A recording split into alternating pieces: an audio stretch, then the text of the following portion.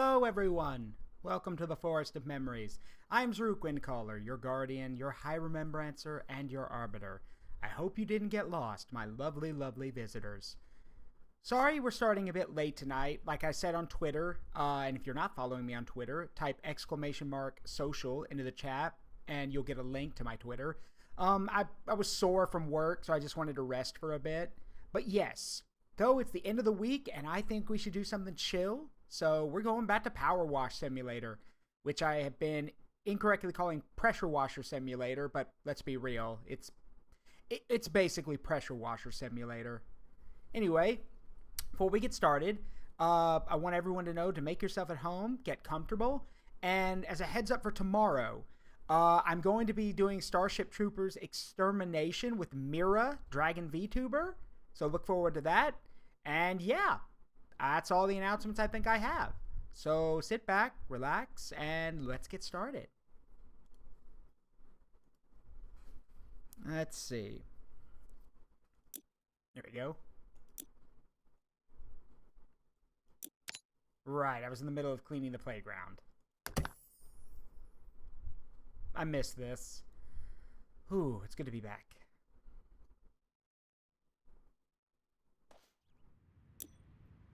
Okay. See if I can remember all the buttons. Let's see.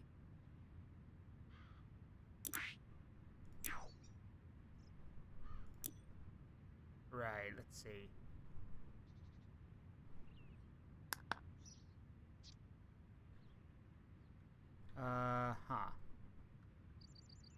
Yes, where are all my other buttons? Got it. Okay. Isn't there also a rotate button? That's free aim. I need the rotate button. I apologize. I promise I'm professional. Let's see. Ah, there it is. Rotate.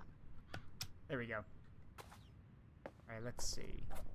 So we've done basically everything on the outside. We just have to get the big centerpiece now.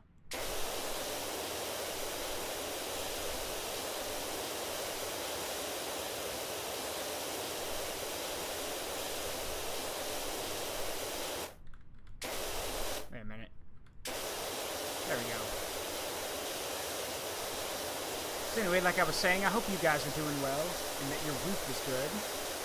Mine was pretty good too. It's I normally don't like talking about work on here, but it's one of those relaxing streams. I guess I can be a little bit more open about it. Work's been good, just you guys know how it is. Never enough people and always too much work. So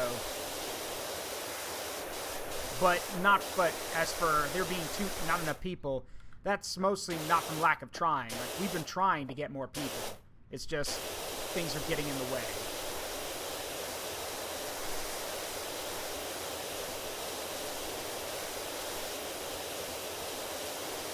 Like, I can't tell you guys much, because like I told you, what I do, I can't tell you. Because I'm under, you know, like it's basically a rule that I'm not allowed to talk very much about what I do. But what I can tell you is, like, so I'm a contractor, which means I get hired out to do certain jobs. That's, most of y'all know that.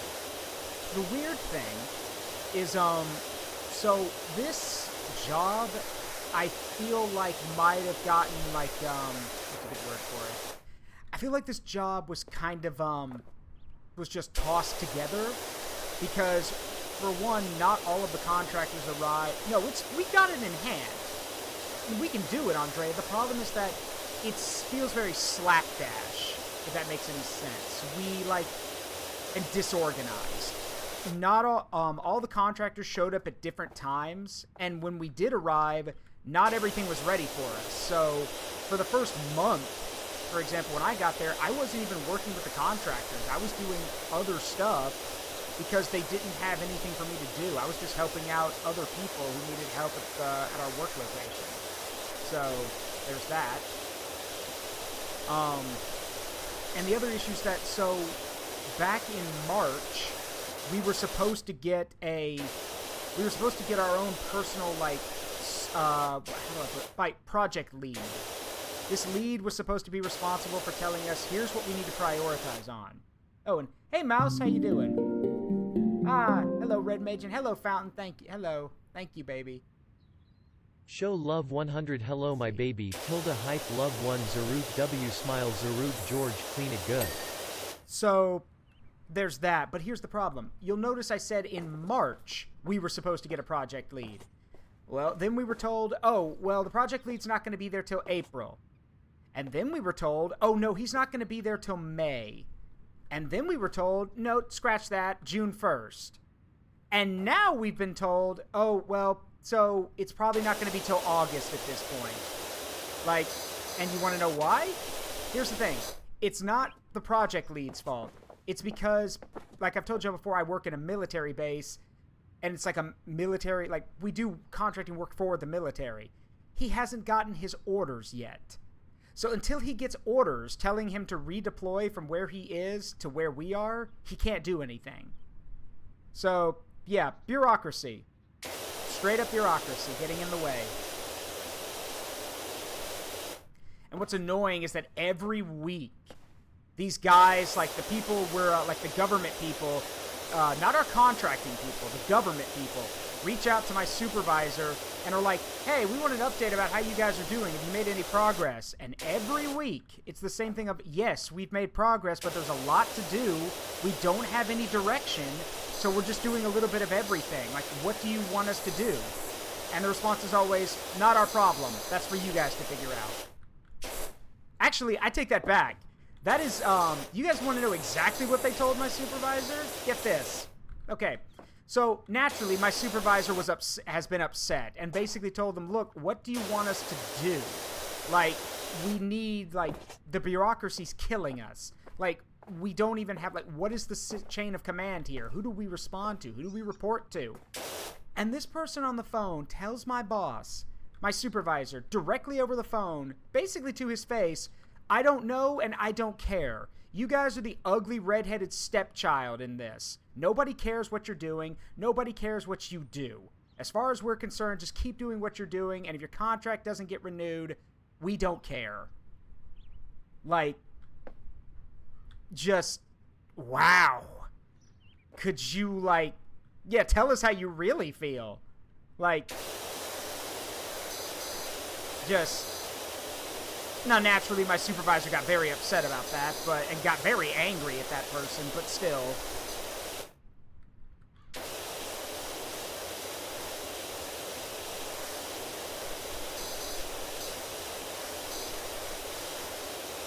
Yeah, it is. It's messed up, but but the thing is, so let me put it to you guys this way. Because this is not a secret. I am a contractor for the United States Space Force. Yes, it is real. Yes, it's not a meme. The Space Force is real. But here's the problem. See, one of the things, and I'm about to go off here, so brace yourselves. One of the things that the Joint Chiefs of Staff and all the advisors told the traffic cone when he was president was they told him, hey, we do not have enough people for this. If you start a Space Force, there are not enough people. We don't have enough enlistments. We don't have enough people. We don't have enough money. We do not have enough to get this started or to even launch this project. He did it anyway. So now,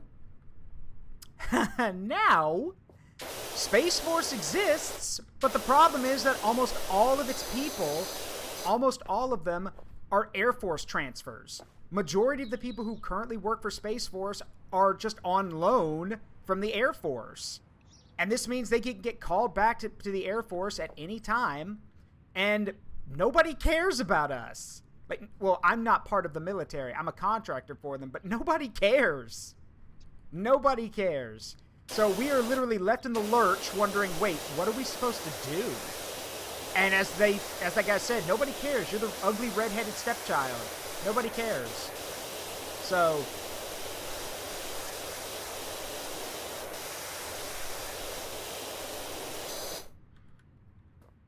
Also, I'm also going to say this, in regards to that, a lot of military people are fucking stupid.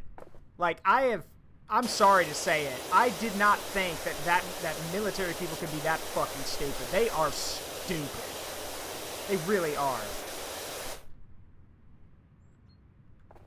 So, let me give you guys an example. One of the things that with how this works is that because Space Force is attached to the Air Force, a lot of Air Force units are being transferred to Space Force. That's not uncommon. That happens. That happens all the time. Here's the thing. This means that these new units need new emblems and new insignias. And naturally, you're going to ask the guys in the unit, hey, what do you guys want our new unit to be? I don't understand how these instructions are so simple. And are they a little complex? Yes, they are. But they are extremely simple to follow. And these people can't do even that. I'll give you guys an example. One of the rules when it comes to making an emblem is that there cannot be any blood displayed in it. Like, just, we're supposed to be the good guys. So no blood in your unit insignia. And what's one of the very first insignias this unit wants? A severed Medusa head. Look, I'm all for the Greek mythology reference, but did you not read the fine print? So, yeah, there's that. So that was no. Yeah, no blood. Yep. But so we told them, yeah, no, you can't do that. Another example. Another group, today, actually, another group sent in an insignia or an emblem saying, hey, we can actually tie our lineage for our unit all the way back to the Flying Tigers in China. So we would like to so they sent in like a, I don't remember exactly. It was basically a tiger with a starlit background. Which, okay, that sounds pretty cool. One problem. They fucking lied. They lied to us. And even I caught that. Because here's the thing. Fun fact. The Flying Tigers are not an American unit. They are, but they were a volunteer group. They were basically mercenaries. They were American airmen and crewmen who signed on to serve in the Chinese Nationalist Army against the Japanese. They were not American troops. When America joined the war, they got made into an Air Force unit, but they were no longer the Flying Tigers. So these guys lied to us, which, is annoying because it makes our job harder to do. Or, well, not my job. Again, I can't tell you guys what I do, but one of my coworkers is responsible for the emblem stuff. And then, oh boy, probably the dumbest one.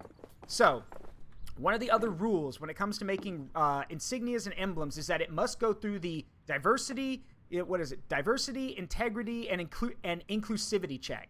Basically, it has to be an emblem that doesn't favor one group of people too much or disparage one group of people. It has to be something that everyone can agree on, something that everyone can relate to, and someone everyone would like. So they sent in a fully armored Norse Viking with the red North Star behind them. Hey, dumbasses, we're American. We're not Scandinavian. So why the fuck did you go with a Viking? And what does that have to do with Space Force? Like, it's just...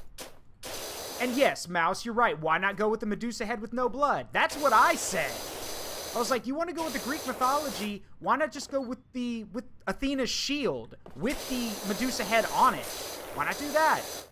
It's just guys wanting to be edgy or funny or think they're being cool when they're not. They're making our job harder. Yeah, they want to be the Space Wolves. Yeah.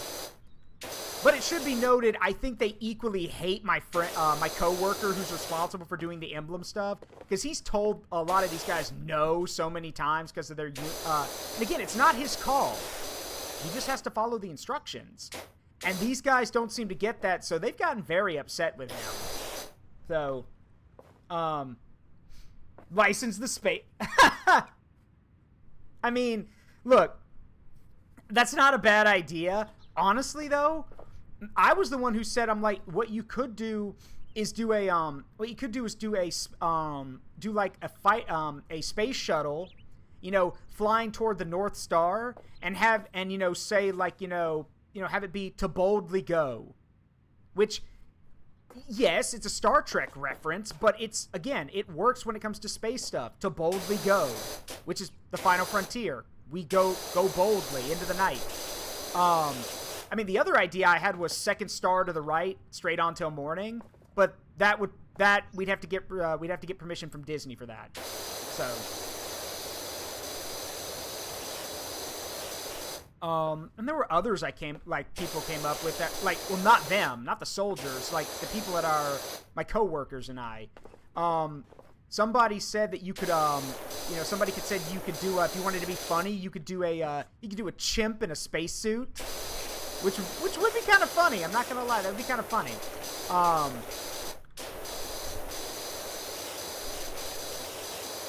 But like, again, they have to follow the rules, and a lot of them aren't.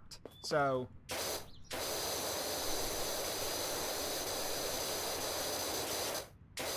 chimp. Oh, straight on till morning? Yeah, but I think that would also make Disney upset. I agree, though. And yeah, you could do the chimp with a space ray, but again, these guys are just trying to be cool when we're over here like, just please pick an emblem, please. And here's the thing, I'm willing to bet you guys money that the normal rank-and-file airmen and women are not picking this. It's probably just some high-ranking bozos who don't even know what they're doing. So,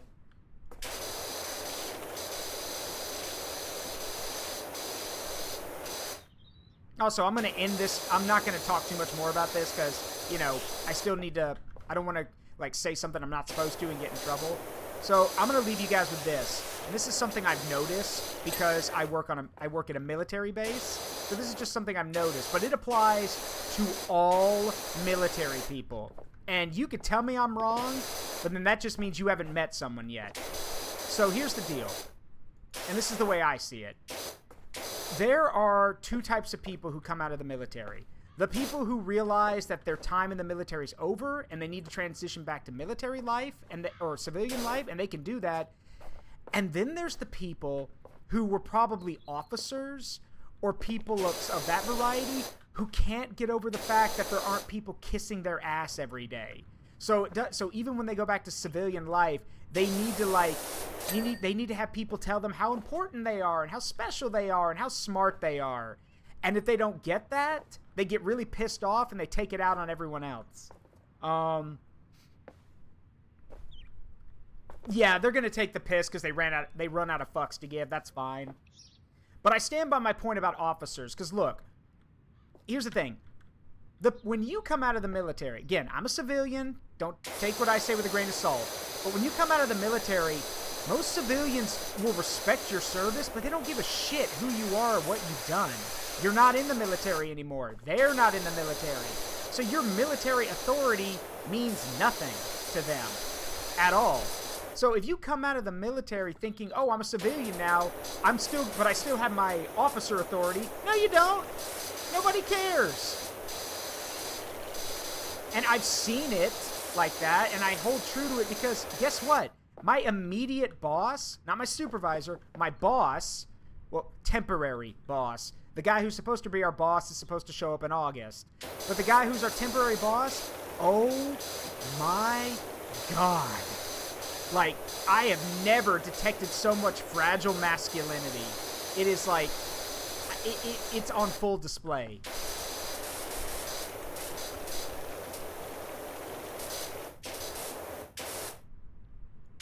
Yeah, okay, it's not as stupid as that, Mouse, but it's bad enough, but it is pretty bad when, like, you're trying to boss around civilians thinking you have some kind of superiority because you were an officer. Nobody cares. We really don't care.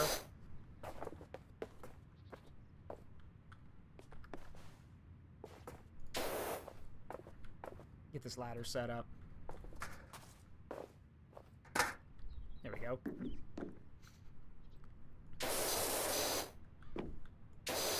And again, it's not to be disrespectful to the people who did serve or the person in question. But look, you're not in the military anymore. You are a civilian now. if it is your job to be my boss, sure. You know, you're my boss, but that does not mean I automatically owe you respect. And that does not mean that you get to use that same military authority on me. That is not how it works. Like, look, let me put it this way. How do I describe this to you guys? You know those people who are either, like, let me put it this way. Have you ever known anybody that hears something explained to them, like they make a point, then they have a counter-argument or a counterpoint delivered to them, and either they're so stupid they don't understand the counterpoint, or they do understand it, but they double down anyway and refuse to accept it, or just like, and basically say, no, I don't understand. And they keep repeating their stance, even though someone has basically proven them wrong. Yeah, that's my boss. That's my boss. He's that guy. Yeah, substituting your reality with someone's reality, the real reality with your own. Yep.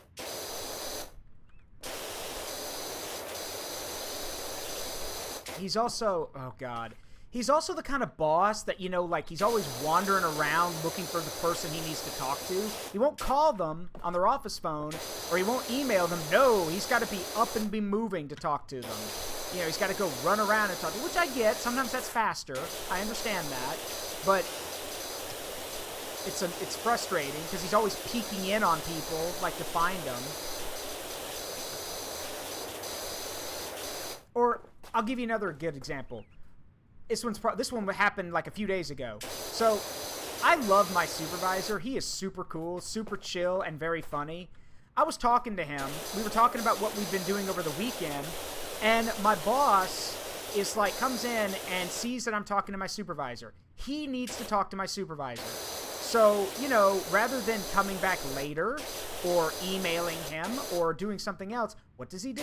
Oh, he just finds a seat nearby and just sits down and randomly just starts looking at some random scrap of paper or book that's sitting nearby, waiting for us to finish, constantly looking up and staring at me or my supervisor. And when I noticed that, and I don't know what he's doing, so I look up, I said, "Good morning, sir."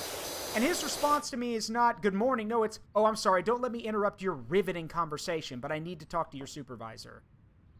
And I'm over here thinking, for God's sakes, can you just then go creep somewhere else? Hey, Roger, how you doing? And yes, it's extremely socially awkward.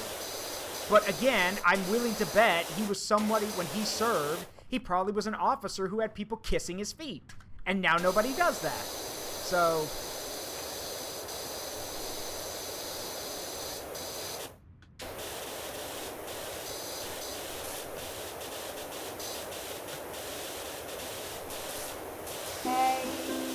yeah.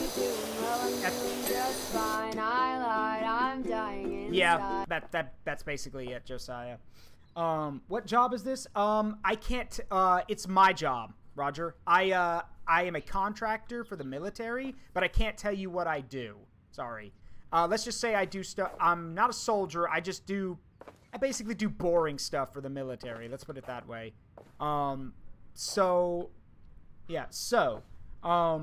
With that in mind, another example. Today, before I left work, same boss, but he's upstairs talking to some of the other people. Now, I know these people.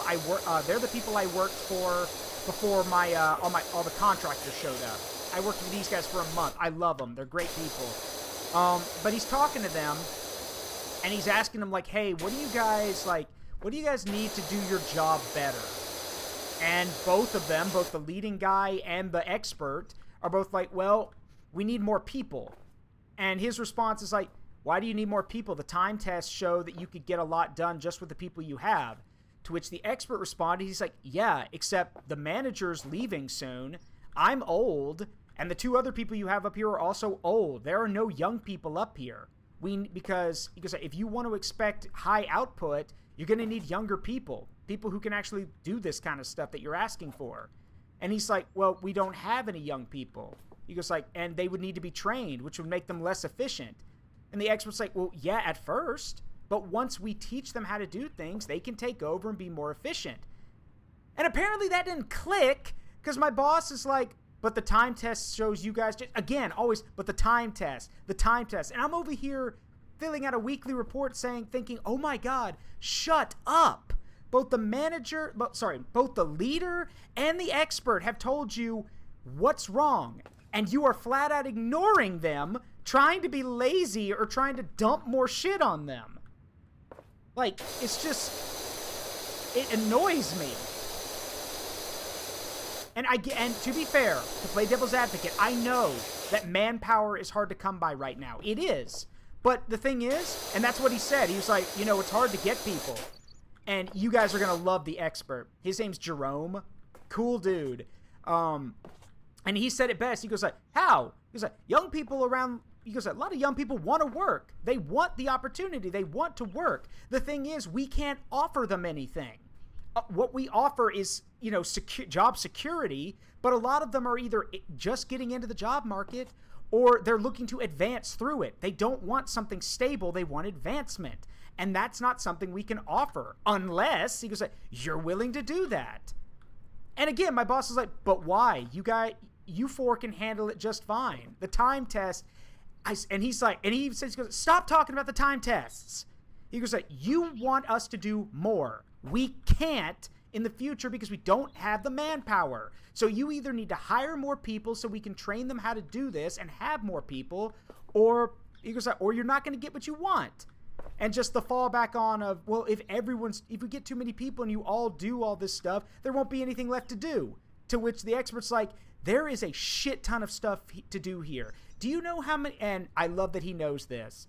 He looks my boss right in the eye and he's like, speaking of time tests, they did some numbers recently and found out that if the four of us worked at maximum efficiency, do you know how long it would take to do all this stuff that's sitting here? Just this stuff alone.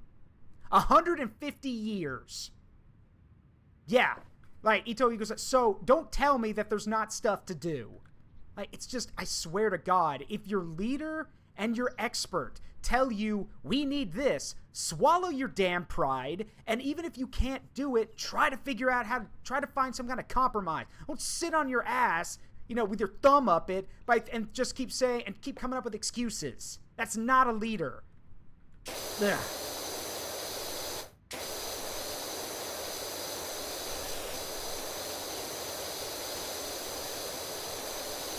Yeah, do more with less, because that's an order. Yeah, basically.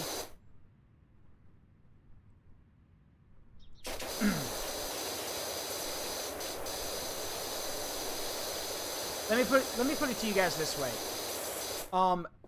There are people, and I'll admit I'm one of them. There are people who openly talk behind my boss's back about how bad he is. Everyone makes fun of him. Everyone shit talks him. Everyone. And I'm sorry, and I'm happy to say, like, I'm pretty sure you all know this.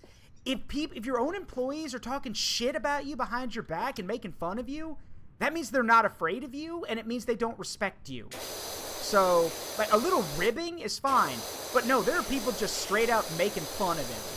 So, like, that shows that you're not a good leader. But then again, what do I know? I'm just a contractor. My job is just to do what I'm told.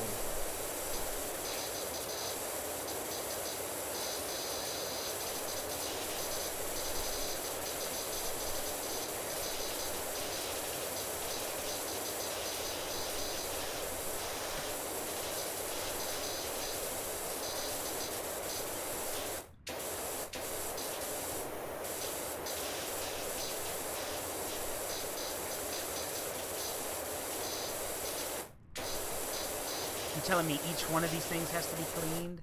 All right.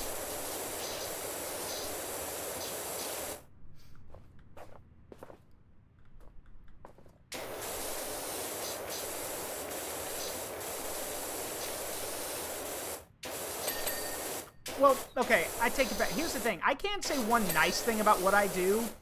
A lot of the papers I see, you get to see, so like, a lot of the paperwork I look over is, like, stuff from, like, the 80s and 90s. So you get to see some old names of, like, people who served in the military. Okay. I mentioned a few of these last night, so I know some of y'all know them, but just to give you guys some ideas of names we've come across, like me and my teammates. Let's see. There's Major General Douche. Yes, that is his name. Yes, it is spelled exactly how you think it's spelled.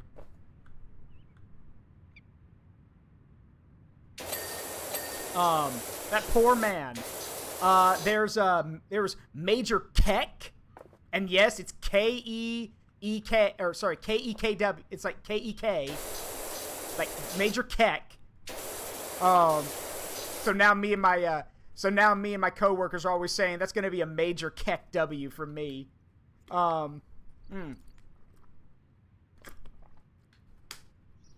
There was a there was a Captain Dumas, and one letter away, but Captain Dumas. So Captain Dumbass. And then there was a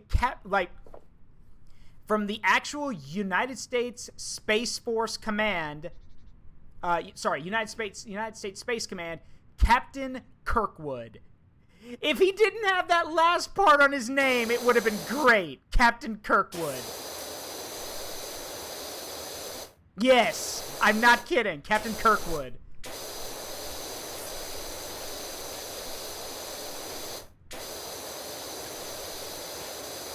And that's what I joked. I told my coworker, I'm like, his name better be Jim or James, or I'm gonna be very upset.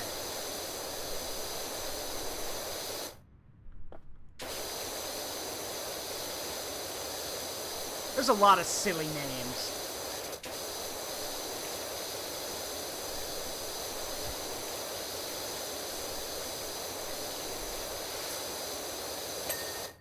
There we go.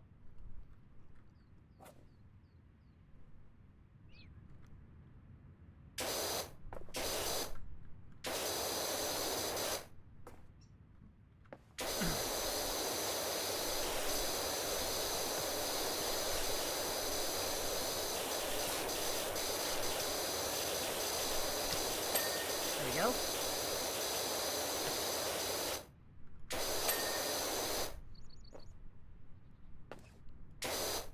I mean, I'll be the first to point out, probably shouldn't be using water on wood like this, because water can cause wood to warp and break. But what do I know?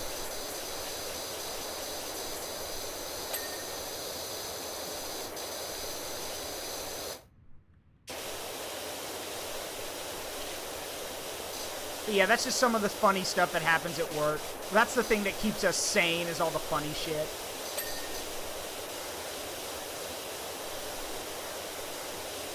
And to be fair, there is a lot of funny stuff. Cleaning this, maybe the kids won't catch, I don't know, all the diseases. Yeah, yeah. It's for the kids.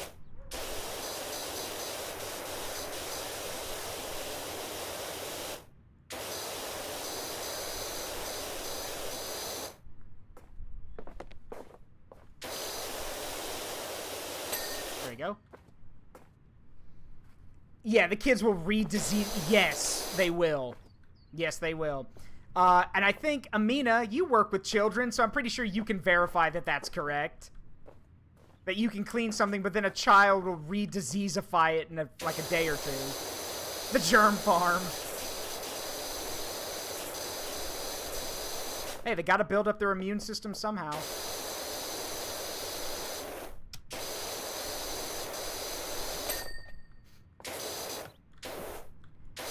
Well, that is true.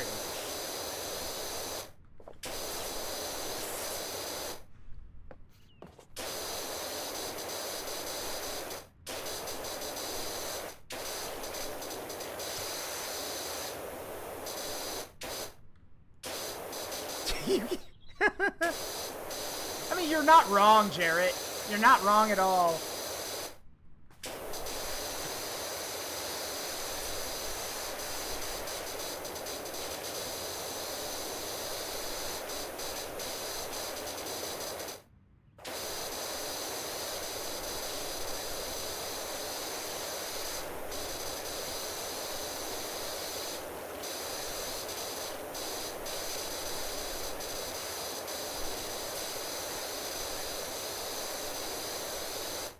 Wait.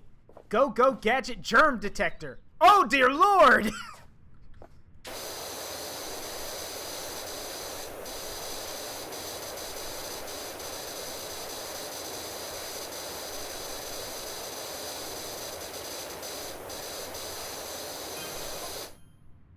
Ultramarine, clean the heretical gore off the Lehman Russ. Yeah, Nurgle be everywhere. Yeah.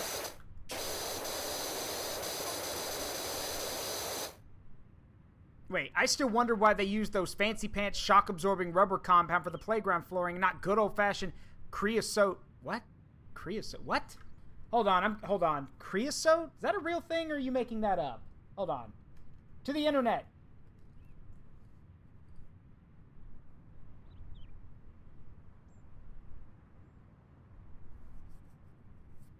Tar. Tar? Creosote is something that's left over when you're making tar. It's on the inside of your chip. Why would you cover the ground, the floor of a playground thing with the stuff that goes on the inside of your chimney? What? That's a health hazard waiting to happen. Yeah, the children are out playing and they all get black lung. Now, I would understand if you jokingly said they're like, what's wrong with using good old-fashioned rubber? Because, yes, there are some playgrounds in the world that use rubber for their flooring, which is okay. There's just one problem. And I speak from experience here, because I've got little cousins. I have younger cousins. So growing up, as the oldest grandchild, the oldest cousin, and the older brother, I had to watch over my siblings a lot. I'm going to tell you right now, if some place has put rubber as the, rubber pieces of tire or bits of rubber as the flooring for their playground place, they hate children. Because, it's bad during the summertime. That rubber will grab on to the sun to heat, and it will not let go. So,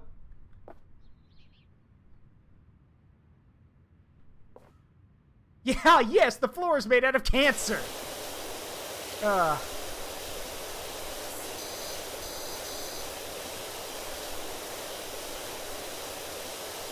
Yes, the floor is made out of floor.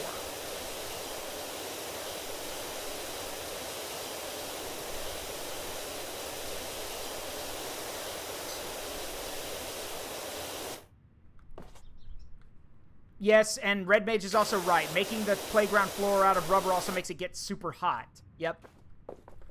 It's just unbearable. But, to be fair, it means that you don't have to do as much work on maintenance or anything, so I know why people do it. And to be fair, most of the time, it's pretty safe.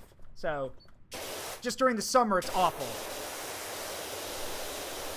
Yeah, little Timmy, I know you just got out of the swimming pool. Now go play on the playground that's literally covered in bits of rubber that might as well feel like walking on hot magma. Go play in the hell pit. Actually, no, that's a ball pit. Hell pits are ball pits. You could. You could, Mouse.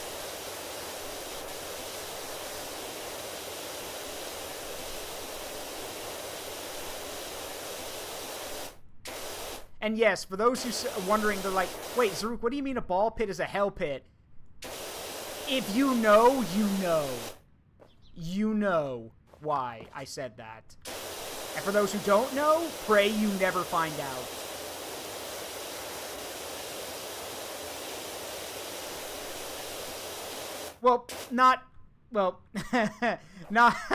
Well, those are examples, but that's not what I meant. But you are right. So. Hey, how you doing? Well, I'm doing just fine. I lied. I'm dying inside. Yeah, that's right, Mouse.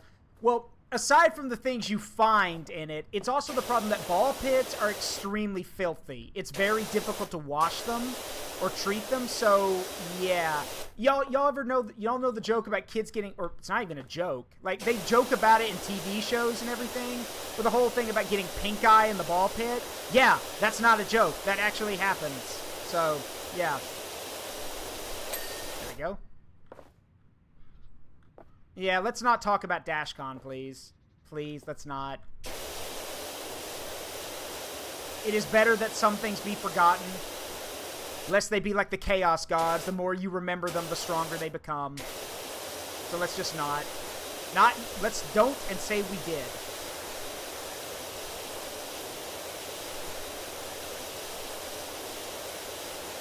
The only thing that can cleanse a ball pit is a fucking external. Yes.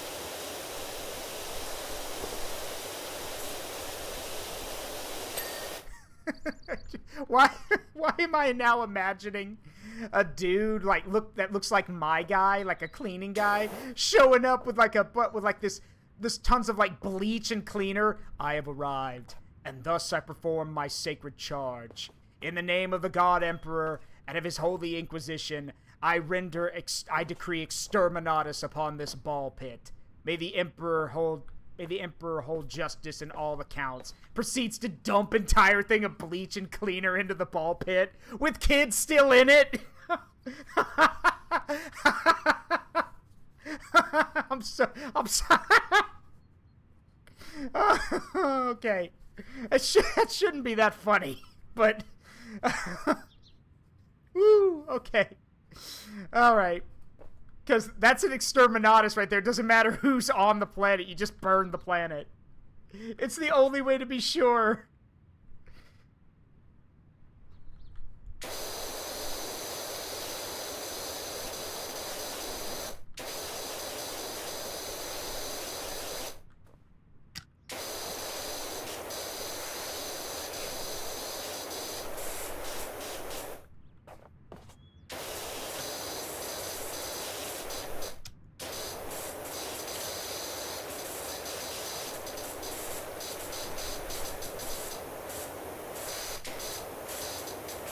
Kind of climbing pole. Well, okay.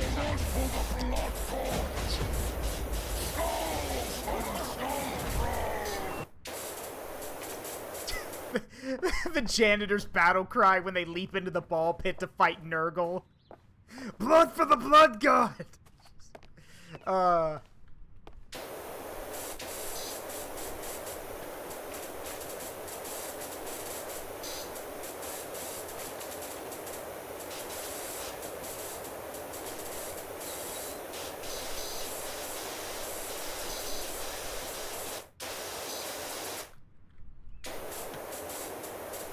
Hey, Lord Rallius. I think that's what they do, Fountain, but I'm not sure.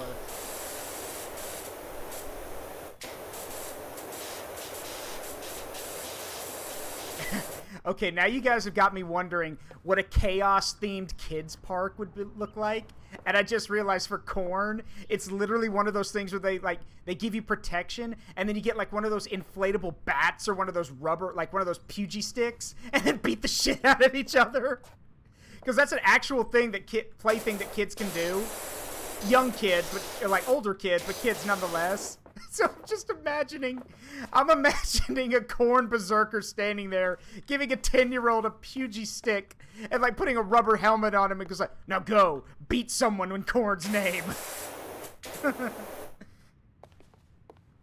Yeah, sock'em boppers the next generation. This one's got spikes on it.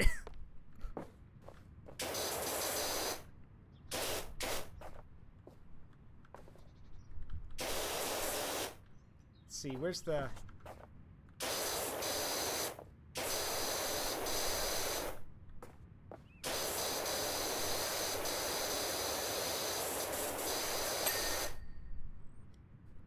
Hey, Sadako, how you doing? Let's see, Nurgle's place is just a giant ball pit, or things you have to put your hands all over, because, again, children are already walking germ colonies, so you don't have to do much. Zinch's place would be like one of those like okay, well here where I live it's called the McWayne Center. It's like one of those really cool like science and technology museums with like all the interactive cool stuff for kids. And you know, it's meant to like, you know, it's got all those cool things like, you know, like, hey, here's an actual bed of nails that you can lay on because it turns out as long as you lay out properly, you don't get hurt. You know, those kind of things, like the scientific stuff. It's for nerds, but it'd be funny. Had my had my birthday a few days ago, and now I'm laying down. Well, happy birthday!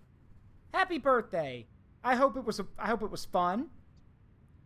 You just make yourself at home and relax. We're just doing a chill stream right now. We were talking about we had been talking about like I got a message in the game talking about like the material that this this playground's made out of. So we were talking about all the various things you can make your playground out of, and now we've gotten on to, like, we talked about how germ-ridden the ball pits are, and now we're talking about 40K stuff, so I apologize. Let's see. And then, no, Slanesh's playground would just be a place for you to dress up. Like put on different costumes and go have fun. Like, you know, oh, you want to be a princess? Well, we have plenty of dresses. Go play princess. Oh, you want to be a knight? Well, we got some little armor and swords right here. You know, go pretend. Go have fun. That kind of thing. That's for the young kids. For the older kids, it's like, hey, this is a dance hall. Go put on a crazy costume and then come out and have fun.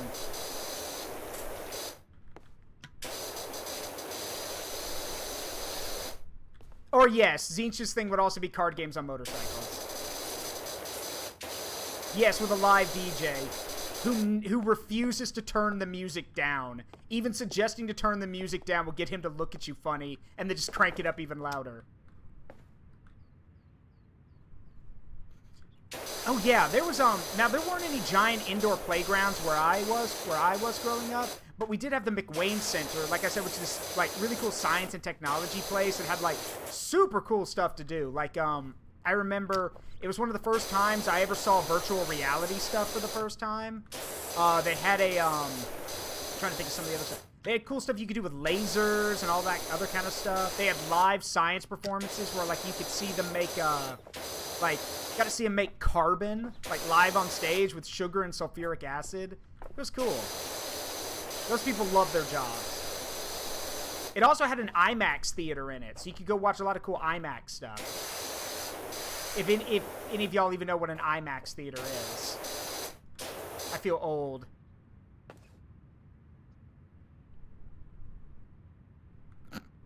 That would be funny, Josiah.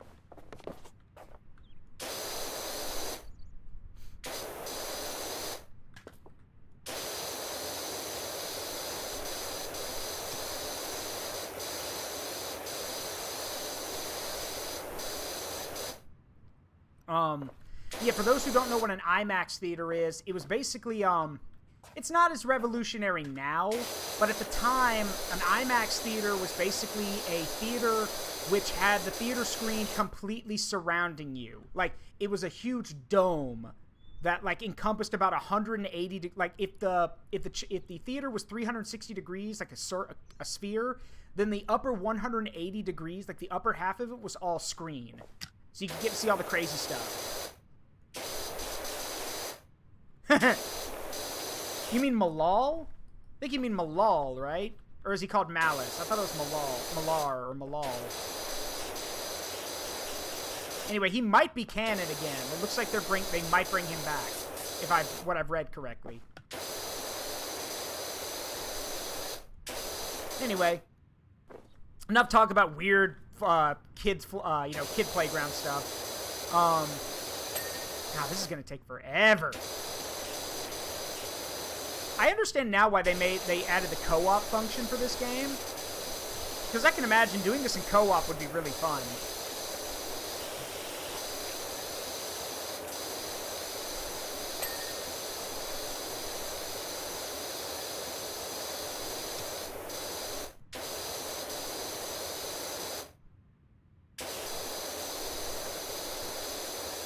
Craziest bumper cars. Yeah.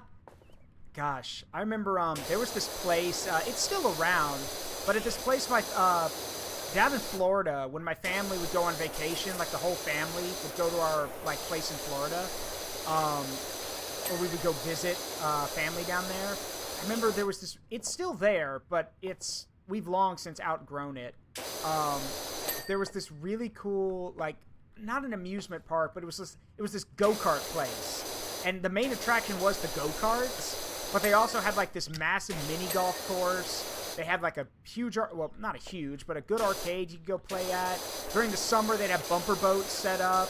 They also had bumper cars. Like, it was a crazy little place. But again, it's shrunk down massively since I was a kid. I also remember, I was sad to see it go, but I also remember my favorite place when I visited my grandparents and everything in Florida, or went with them to their beach house, was there was this really sick, I mean, it was awesome. So I want you guys to imagine something for me. I want you to imagine, I'm going to name some stores, and I want you guys to imagine them for a second. Imagine a JCPenney, a Saks Fifth Avenue, you know, those big stores, okay? You know, with the multiple floors and everything. Picture those in your mind real quick. You don't have to imagine going in it. Just imagine it with all of its floors and everything. Okay? Now, imagine that all 3 of those floors, well, at least the second and third floor, were dedicated to arcade stuff. Yeah. There was a massive-ass building. The second and third floor were for arcade stuff. The second floor was filled with, like, ticket-giving games that you could exchange at prize corners. And the third floor was basically an older area. There were pool tables. There were bars. That's where I played Time Crisis for the first time. Yeah. So it was awesome. I remember that place.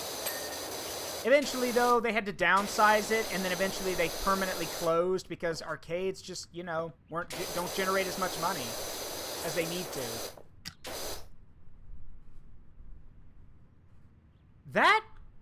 Roger, that's a good idea, actually. That's not a bad idea, honestly.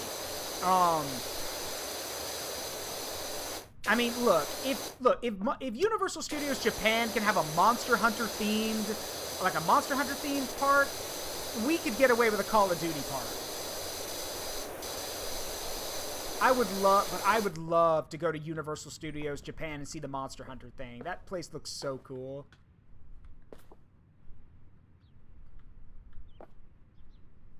I wish I could have gone to a proper retro arcade someday. Yeah, it's, again, the thing about like old retro arcades is that they just, again, I was born in like the early 1990s, so I got to see the coming and goings of arcades. Now, granted, some of them are still around. They're just not the main attraction anymore. If you're going to have an arcade place, that can't be your main thing. You have to have other ways of making money. Like, that's a given at this point.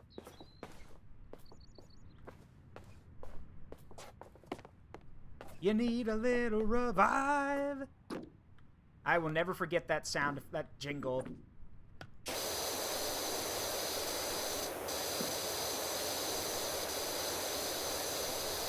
Also, Sadako, you live in Switzerland. My friend Nixie is in Switzerland right now. She's actually on a trip with, she's actually visiting Switzerland right now, I think, on vacation. She sent me some photos. The place looks beautiful. You're very lucky to live in such a beautiful country. Meanwhile, Mike, if you live on the like in the northeast side of the United States, everything's on fire. Or, well, sorry, it looks like it's on fire. Hey, Nick, how you doing? And yes, it does. Nixie showed me some photos. It's amazing. Wait a minute, what time is it there right now, actually? Because, like, how far ahead are you in time? Like, because the UK is 7 hours ahead, so... Jesus, what the... Go to bed! Why are you... Oh, okay, I'm guessing you're still riding the high from your birthday, but seriously? It's almost 3 in the morning and you're still up? Oh, you are in bed. Okay. I'm sorry. I'll calm down a bit. I don't want to keep you from sleeping. I apologize. But thank you for being here. I appreciate that. But yeah. It is... Look, I'm going to be honest with you guys. I had an epiphany recently. And I'm mad at myself that it took me this long to figure it out. And I've always known it, but I just needed to rediscover it. Like, I think we need reminders of just how beautiful our world is. I think people forget that a lot. Like, if you see the same things over and over and over again, then yes, the world looks kind of boring and bland. But after seeing the photos Nixie sent me of Switzerland, I can honestly say that it has revitalized my love for this world.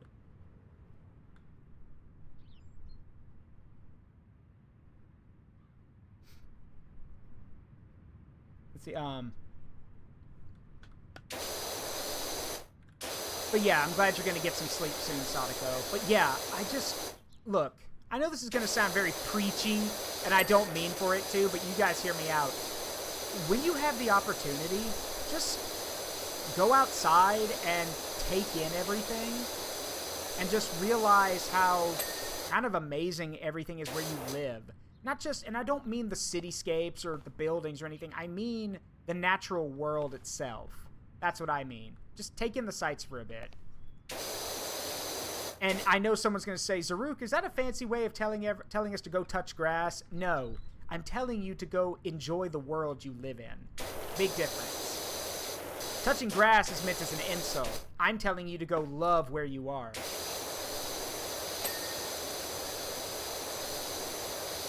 Well, yes, but actually no. It's funny how you're talking like that in your Discords. That's why I named it the Forest of Memories. A forest is a beautiful place. A forest is like forests and jungles are basically, and I'm saying this, I get to say this because I'm religious, but to me, a forest and a jungle are the epitome of nature, like the epitome of God's natural creation. A forest and a jungle have not been touched by human hands yet. They are nature incarnate. They are primordial things. You don't know how long that forest or that jungle's been there. You don't know what's happened in it. How could you know? To us, like, here's the thing.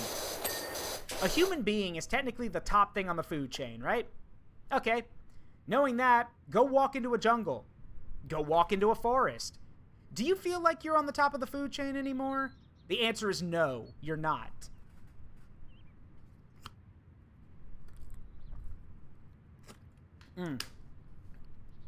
A forest as deep as the ocean. Yes, go walk. You see that really dark part of the forest that we literally have no light in? Yeah, go walk around in there, see what you can find. The Alpine Lakes. Oh, that sounds cool.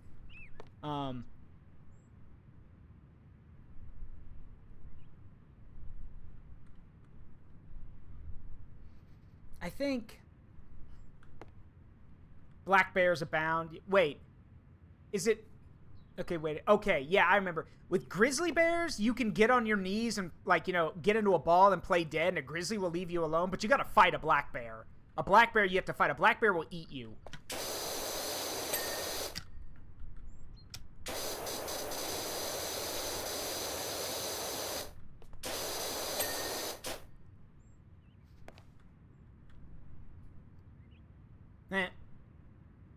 Yeah, either fight it or scare it off, yes. But you have to fight.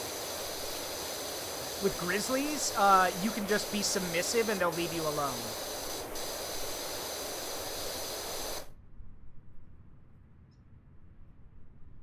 If I could take any game series and make a spin-off in a different genre from the main game, what would it be? Wow, that was a complete 180, Nick. What does that have to do with nature? But it's still a good question. Let me think. Let me get back to you on that. I need to think about that.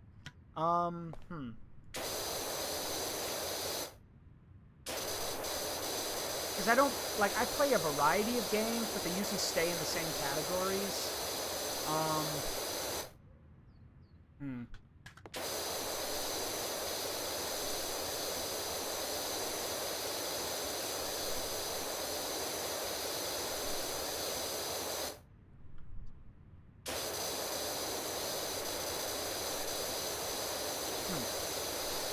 Man, that's a tough one. Let me think. I think, maybe... Okay, this is gonna sound weird to everybody, but I kind of wish, like... Alright, hear me out on this one. Yes, hear me out on this one. Spin! Consider the following. Spin! Okay. What I want a, I know this is not exactly what you asked, but it is something that I've always thought about. I want another shooter with an actual good story. I am so sick and tired of the same old, oh, you're a soldier in a war bullshit. You can tell a good story in a shooter. It is possible. I wish more people could actually do that. That's the thing. Like, let me give you guys an example. One game that I think has done it really well. Hold on. Get all this off. One game that I think blended story and gameplay perfectly was Homefront. Homefront. That did great. That was both a story and an FPS game. And I want games to be able to do that. Like I said, I'm sick and tired of the same old. I think this calls for a little history lesson. Little history. Well, yes. Okay. There are examples. Yes, Wolfenstein's a good one. System Shock is another one, and yeah, Max Payne's another one. Those are the games I'm talking about. So with that history lesson. Thank you for not telling. Let me give an example. Here's the thing.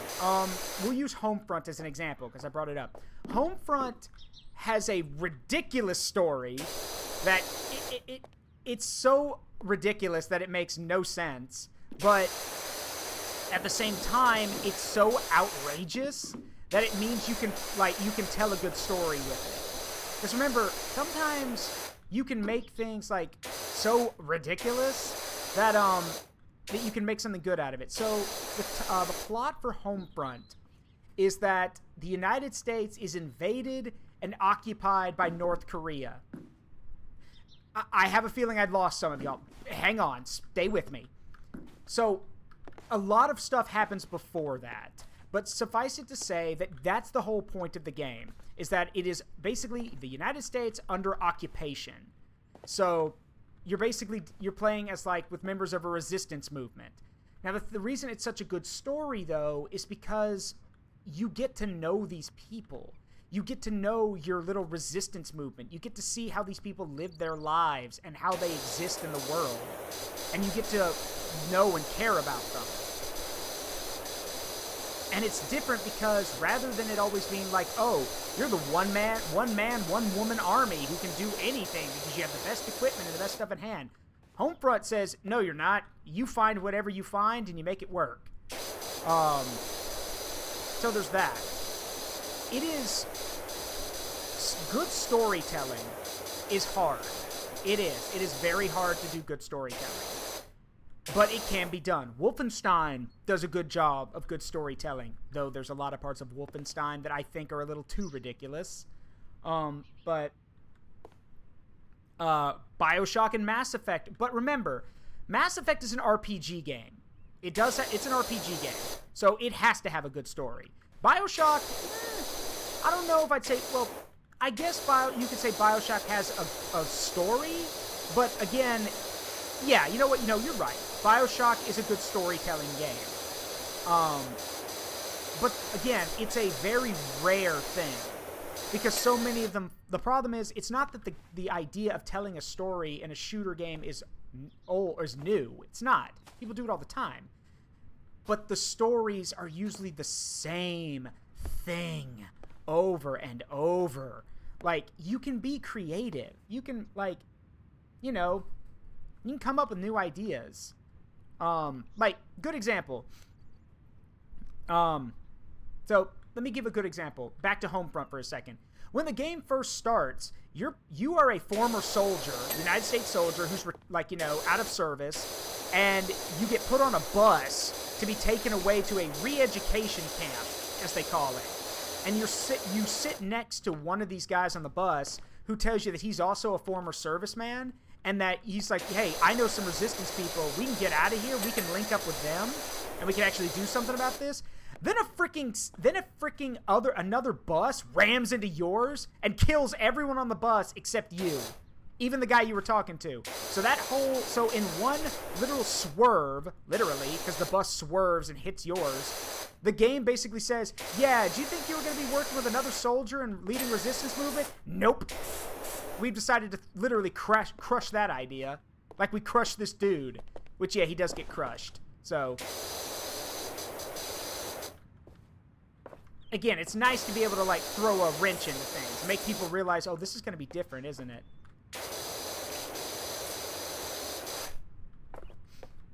Does TF2 count since they're all mercenaries? Yeah, but the crazy thing about TF2's story is that you don't really need the story. You don't need... TF2 doesn't need a story. It has one, but you don't need to know it.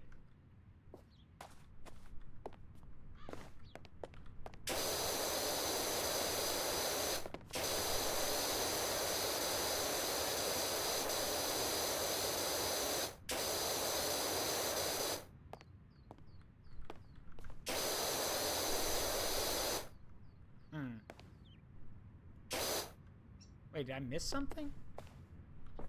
Ah, I see. There we go. Yeah, yeah, the Metro games, the Stalker games, yep. And Doom, honestly, I guess, well, if you read the lore tidbits, yeah, I guess you could say the new Doom games are a different take on things, because they have a pretty interesting story behind them. Again, you don't need the stories for the Doom games, but they do make things a bit more interesting. But here's the thing, but the thing is, y'all are kind of missing the point. I want a game that actually has a story that you need to follow, but you want to because it's good. A lot of games have a story in it just, you know, to be like, oh, well, we've got a story. Yeah, but do I need to follow it? Like, let me put it this way. With BioShock, do I need to know why Rapture fell apart? Do I need to know what led to its downfall? No. Because at the end of the day, that has nothing to do with me escaping. I just need to get out of Rapture. I don't need to know why it fell apart. I don't need to know what led to its collapse. So... that's what I mean. BioShock still is a good story, but it's not... you don't need it.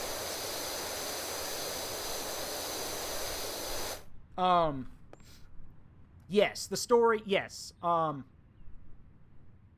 is correct, Roger. Doom Guy, in the original timeline, yes. Doom Guy punched his commanding officer and got sent to Mars as a punishment.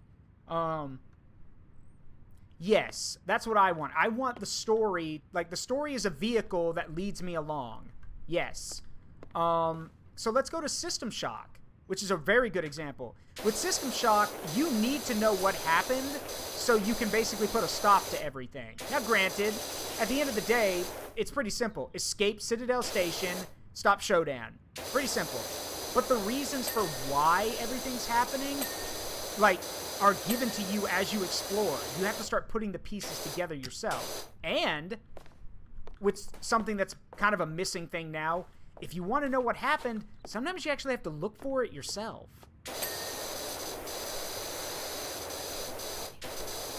And when let me catch myself. When I say look for the story, I don't mean, like, Amnesia's whole thing of, oh, we hid all these pieces of paper around everywhere, so if you go looking off the beaten path and search every drawer and every cabinet, you'll find the story. Stop that. That's dumb. That is extremely stupid. Don't do that. Like, there are better ways to, like, let me see the story. And it does not involve searching every single, you know, nook and cranny. Yeah, don't do that. Yeah, so... I mean, in a weird kind of way, I know some people might consider it cheating, but it's kind of what System Shock does. All the important story stuff is going to have a little bit of context to it. Like, you're going to find all the messages you need to read and everything next to bodies. So it's like, oh, well, if I'm searching around and I find a body, then there's probably something I can make use of in here. So, also, where's that? There it is. Okay, next. Ugh. Hang on. This is taking forever. Where's my, Yeah, I need, do we have any wood? Yes.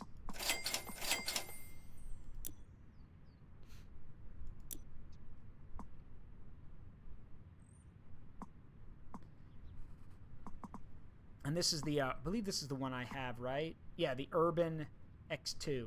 So I need this. There we go. Hey! Trigger Draggy, thank you for the follow. Welcome to the Forest of Memories. I'm Zaruk Windcaller. Welcome to my forest. I am playing, we're just chilling and playing some Power Wash Simulator today. How are y'all doing? Could someone give Trigger Draggy a shout out, please? I would very much appreciate it. In the meantime, let me press all the buttons to try to figure out what the button is to, where is it? Ah, there it is. Oh, you've been following. Well, I appreciate it. What?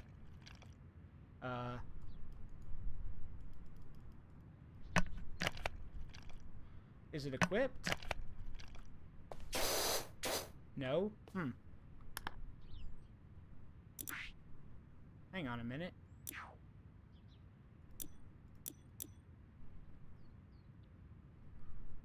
Select nozzle and select extension.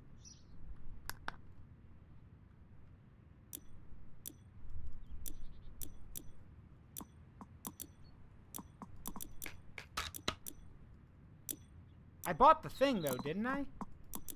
Yeah. So why is the soap nozzle not attached to it?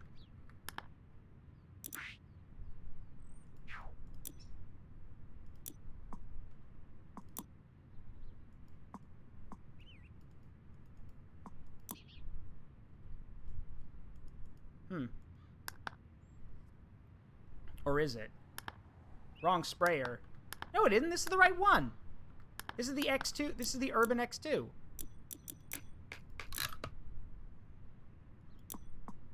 Yeah, this is the right one.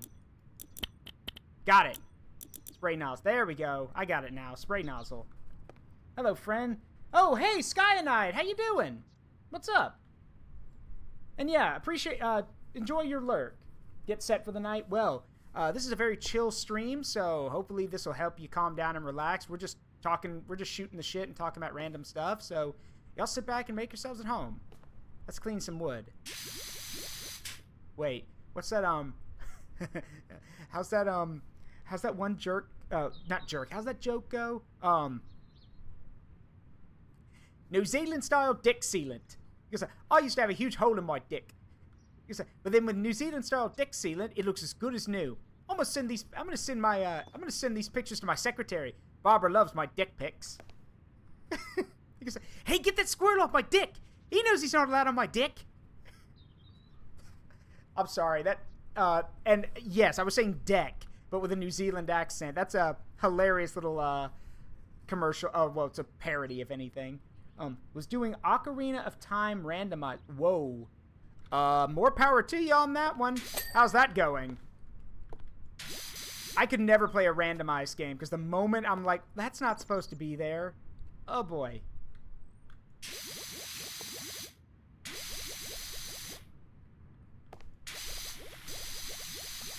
Wow, this works well. Look at that.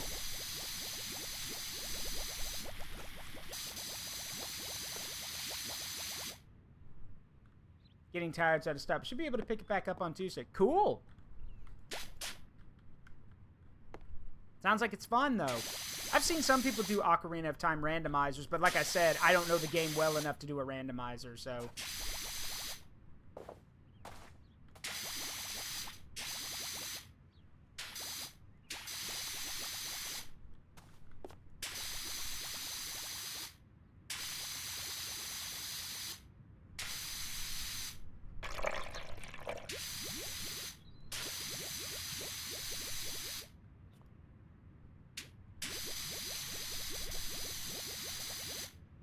Have I seen a Sonic Adventure 2 randomizer? I have, actually. They are also nuts.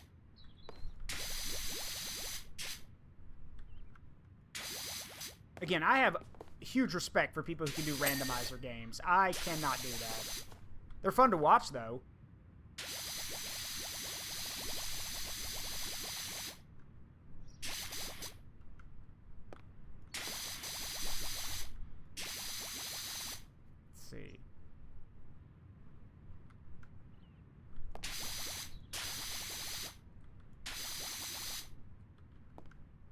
Here we go.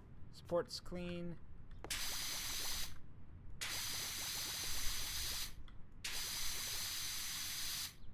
Alright, I'm out of cleaner. Okay.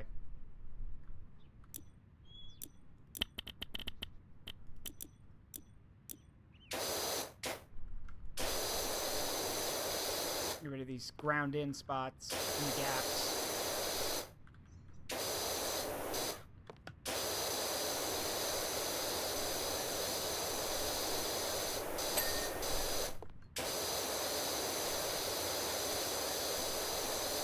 There we go. I've seen someone do a randomizer of oh yeah, the Super Metroid randomizers are nuts. Oh god. Look, if a game's a Metroidvania game and you've randomized it, you did that to yourself. More power to you, but you did that to yourself.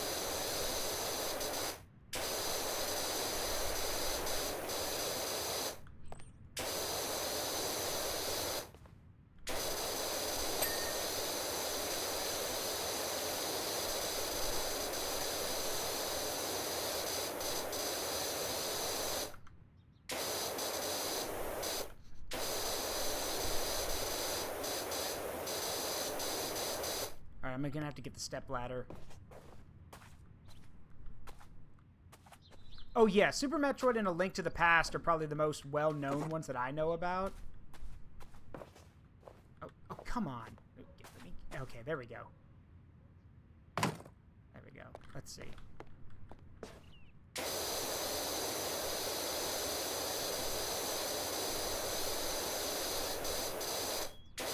Do you guys know there's actually a randomizer for the Zelda CDI games? Yeah. You're welcome for that random bit of information.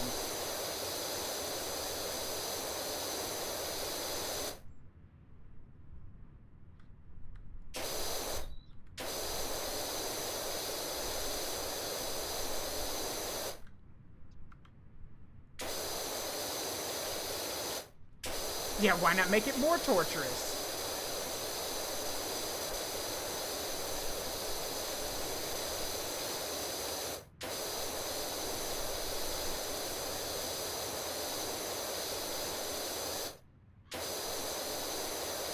I'm gonna have to get up on the roof.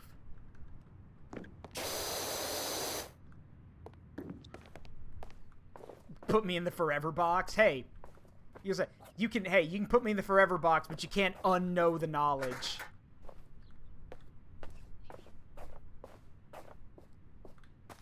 Gee, it sure is boring around here. My boy, this peace is what all warriors strive for. I just wonder what Ganon's up to.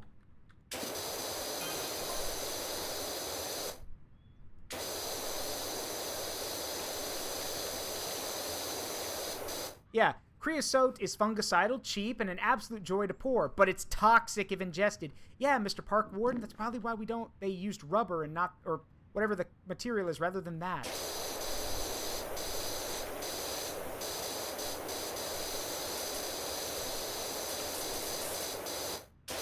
The forever box, it's another word for a coffin. Get it? Forever box.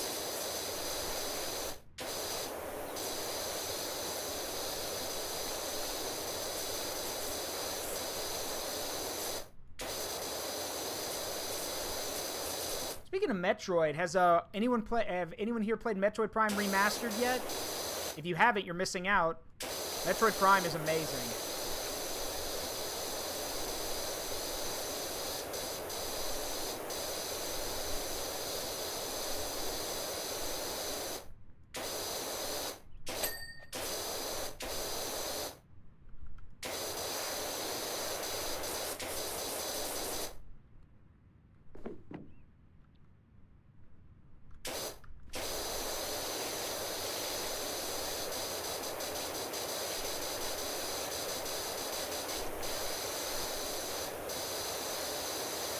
The OG, not the remaster. Trust me, the remaster's worth it.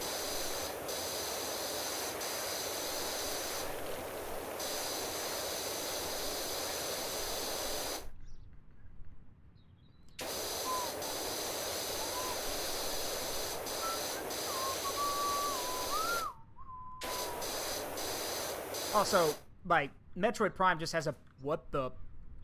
why am I floating? Okay. I'll make it work.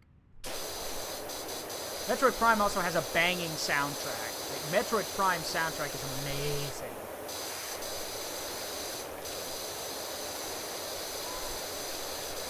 Power Wash Simulator, oddly satisfying. Yep, that's why I'm playing it on a Friday for everybody. Super chill, oddly satisfying, and a way to relax.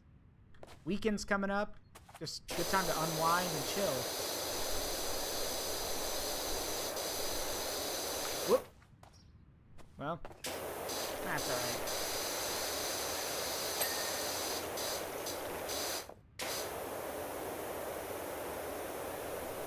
Hold on.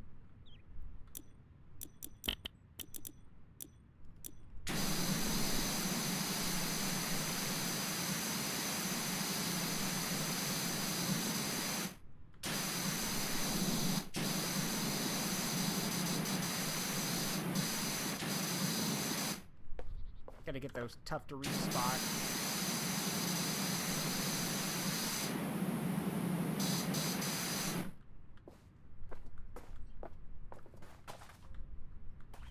Yeah, Metroid Prime is an FPS adventure, basically.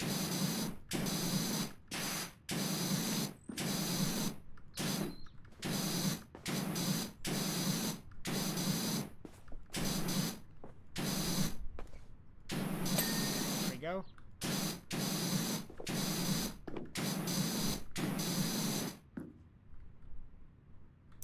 Alright, hang on a minute.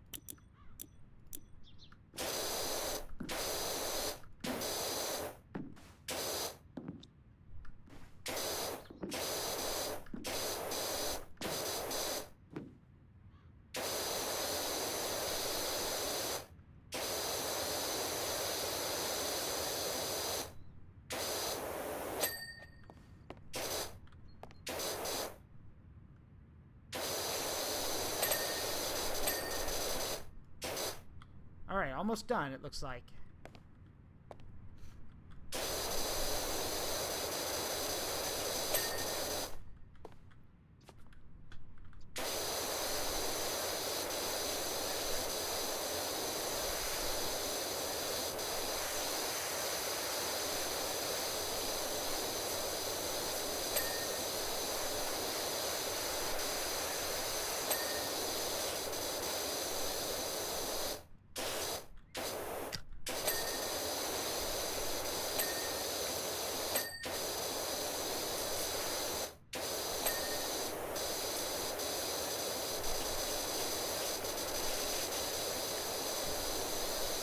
You missed it then, Roger. One of the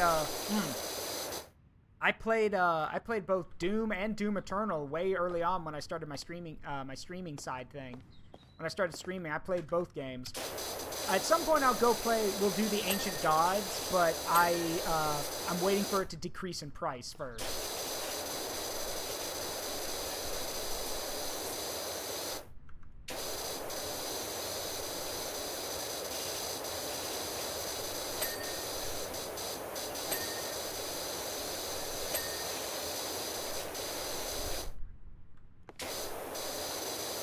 Let's hop off.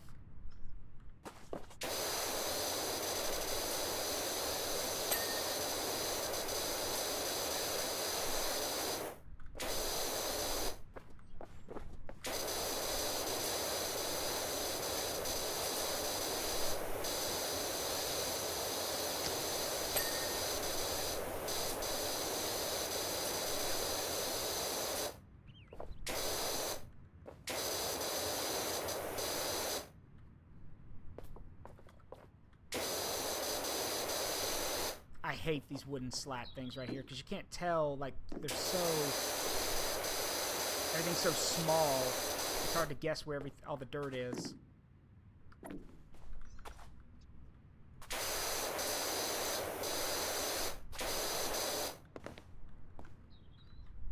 Where?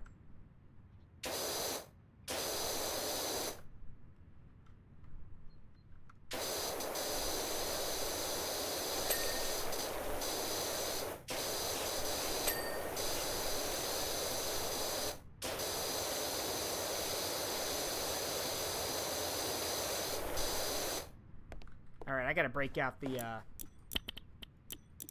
wood cleaner again. Or rather, the multi-purpose should work, I think. Oh, wait. Alright. Really not that good, is it? Oh god, that's awful. I expected more than that. Okay, well.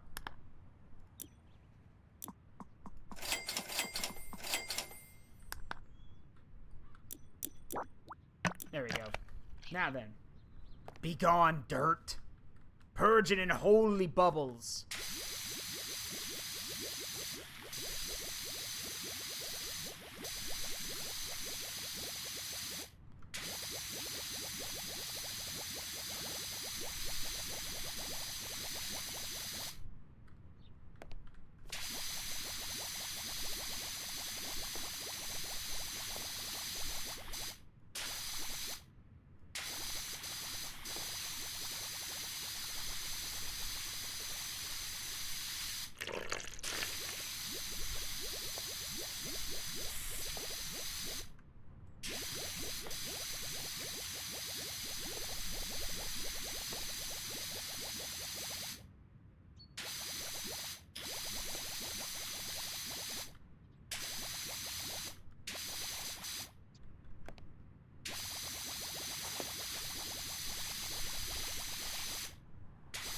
Again, the whole point of using the soap is not to clean everything like easily.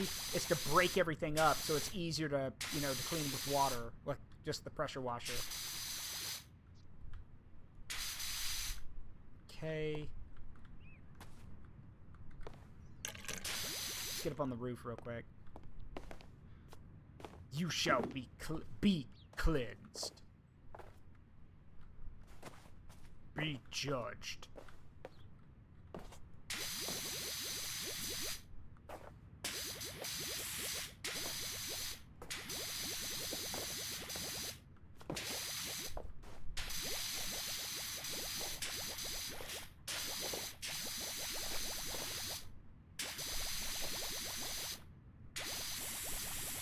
Oh, it's plastic, not wood.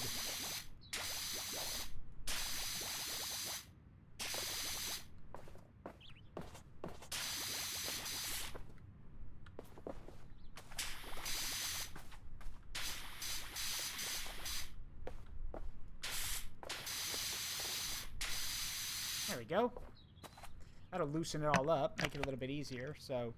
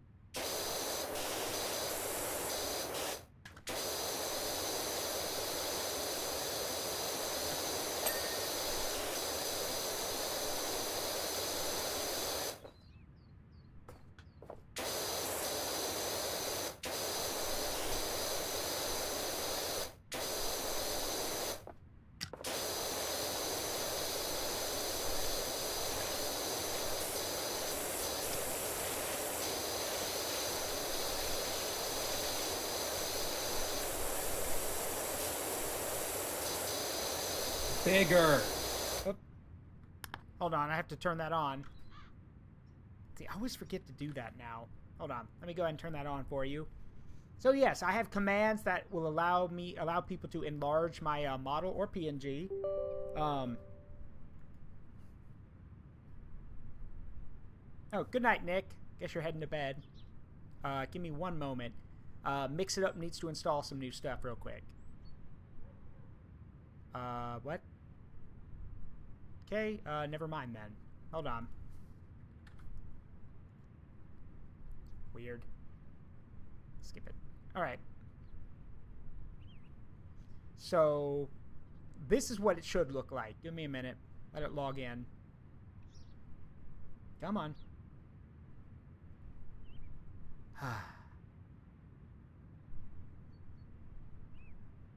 There we go. Okay, so this is what it looks like. Go over here and... There you go. That's what it looks like.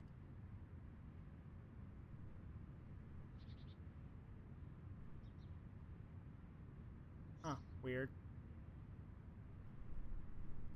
Ah, okay. Sorry about that. Just wanted to check something. Okay, we're back. Let's see.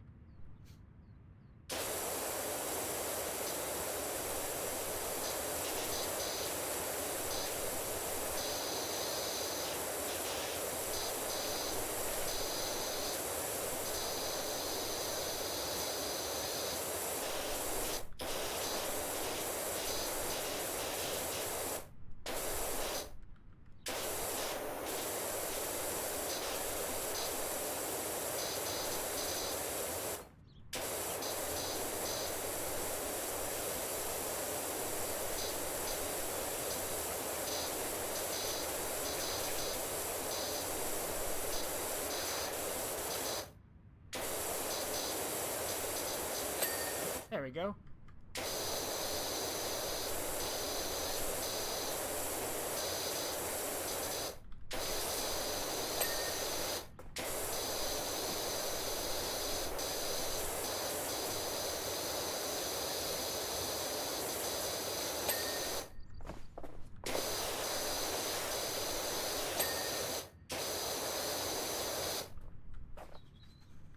All right, let's get the slide.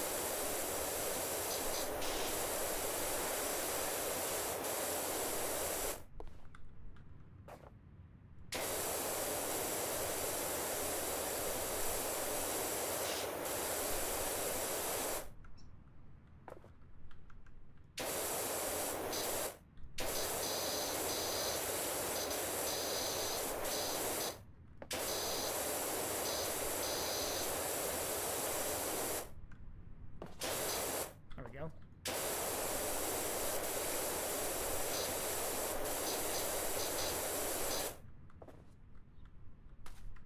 Hey, you're going to be waiting a while, Red Mage, I think.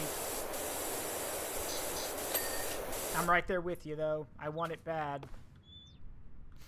Alright. So let's get the... Let's start from the bottom and work our way up.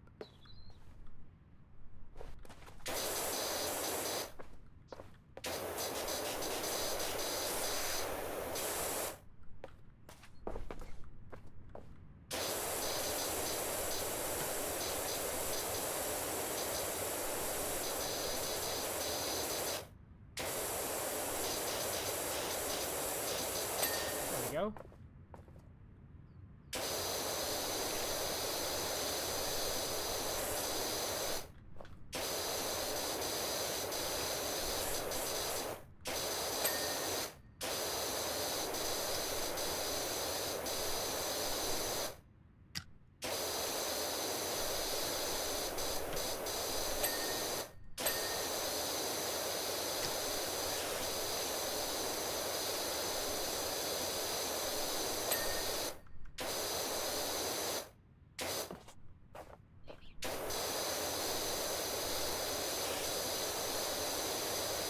Go.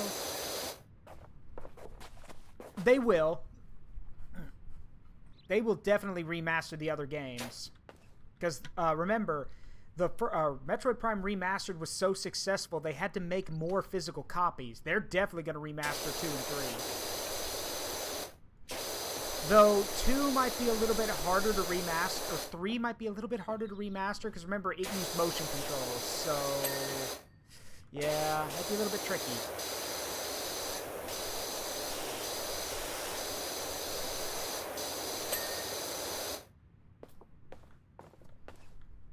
And no, I agree. I would prefer 3 without the motion controls, but I mean, for the time, they were okay.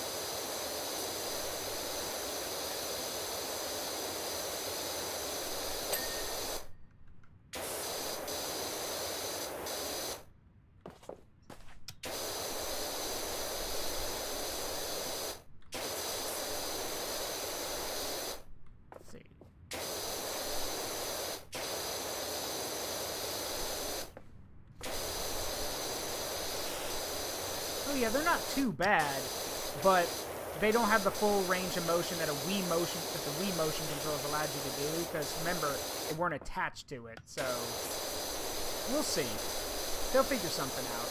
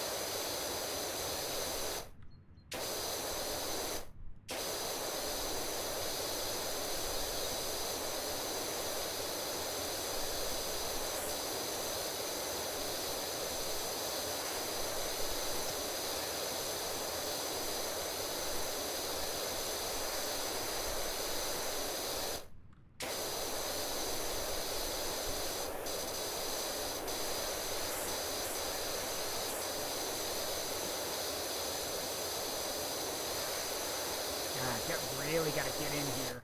Hold on. Zaruk, you've literally... Yeah, this. This is way better.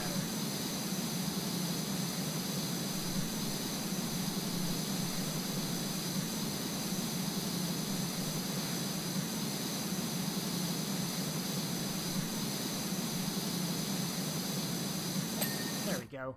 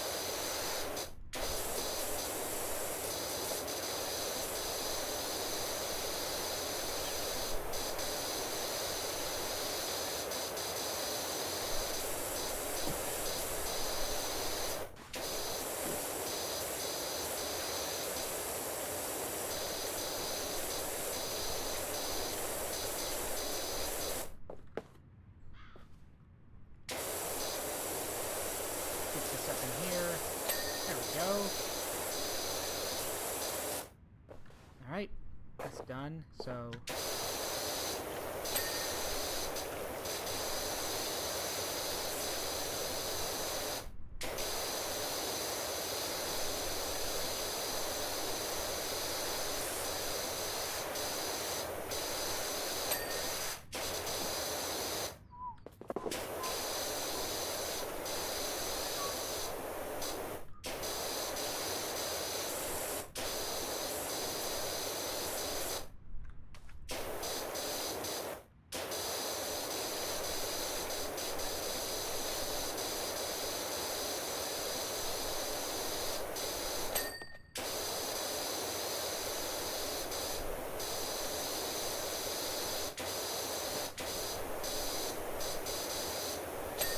go. Almost done.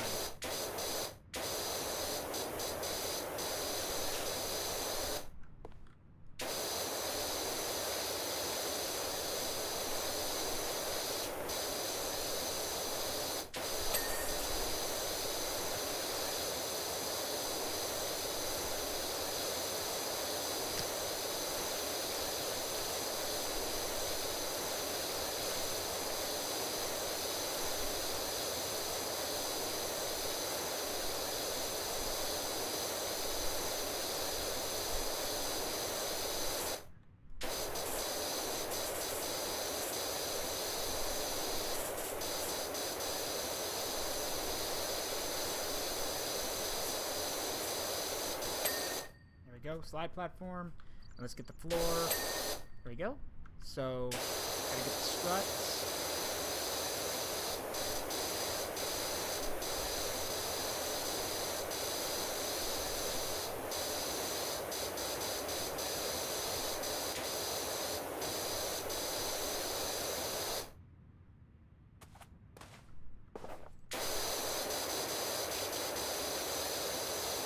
There we go.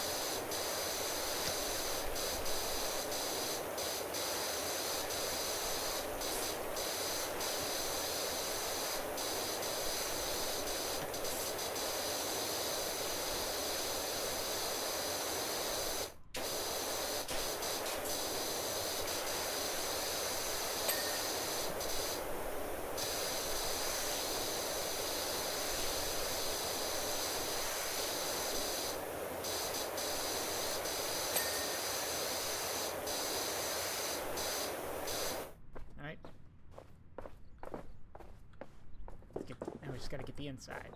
There we go.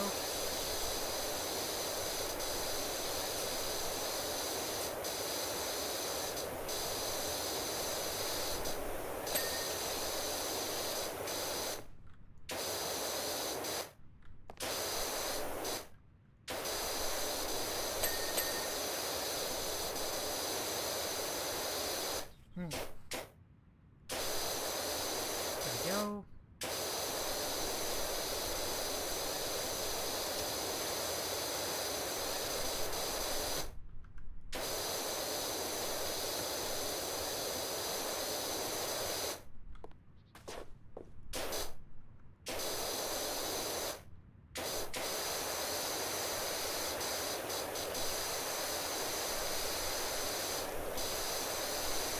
Always a pain getting these inner parts.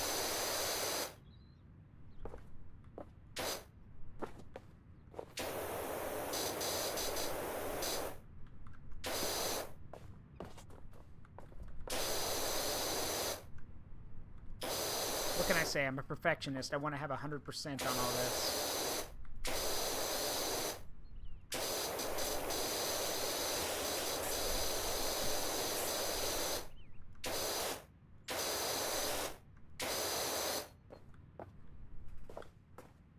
Hey, Mr. Blue, how you doing?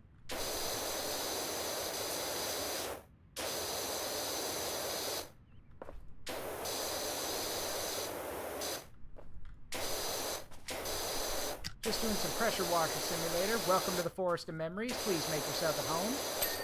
Got it. Finally. What else we got over here?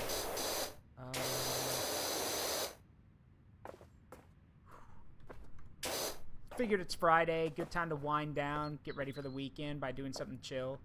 Here we go. Another one. Hold on. I really wish this thing would stay lit up. The dirt would stay lit up longer so I could find where, like, these last few spots are.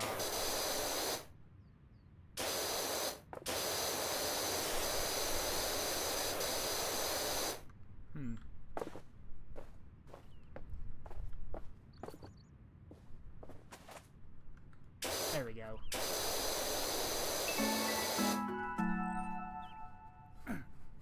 Hey, well, I appreciate it. Doing a little thing for wands, it requires me to... Well, I appreciate it. Thank you very much for the follow. Please make yourself at home. And tell wands I said thank you, too. There it is.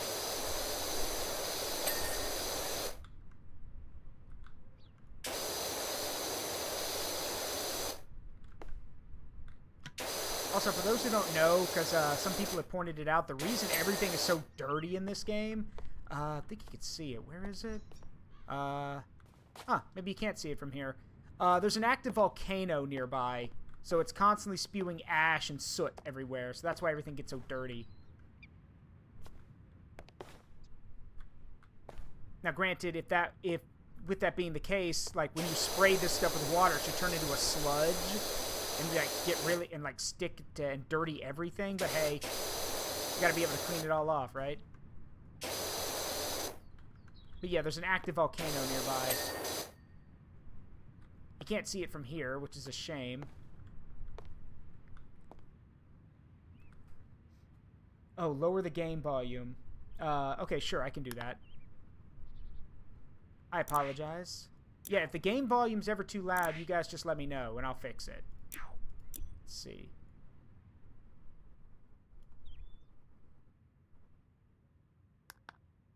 That better?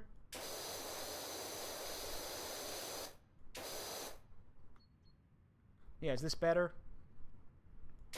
Volcanic ash is considered a hazardous material and shouldn't just be Oh, I didn't know that. It's hazardous. Okay, I didn't know that.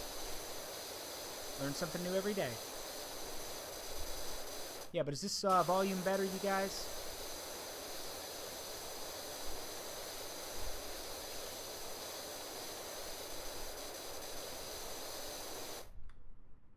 Oh, it's not water soluble. Okay.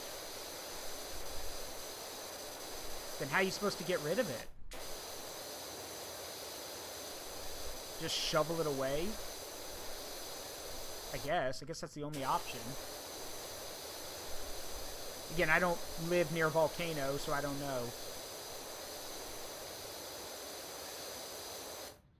Pretty sure you ingest it. No, I'm pretty sure that's how you die. Pretty sure that's how all the people, well, the people in Pompeii got buried in it.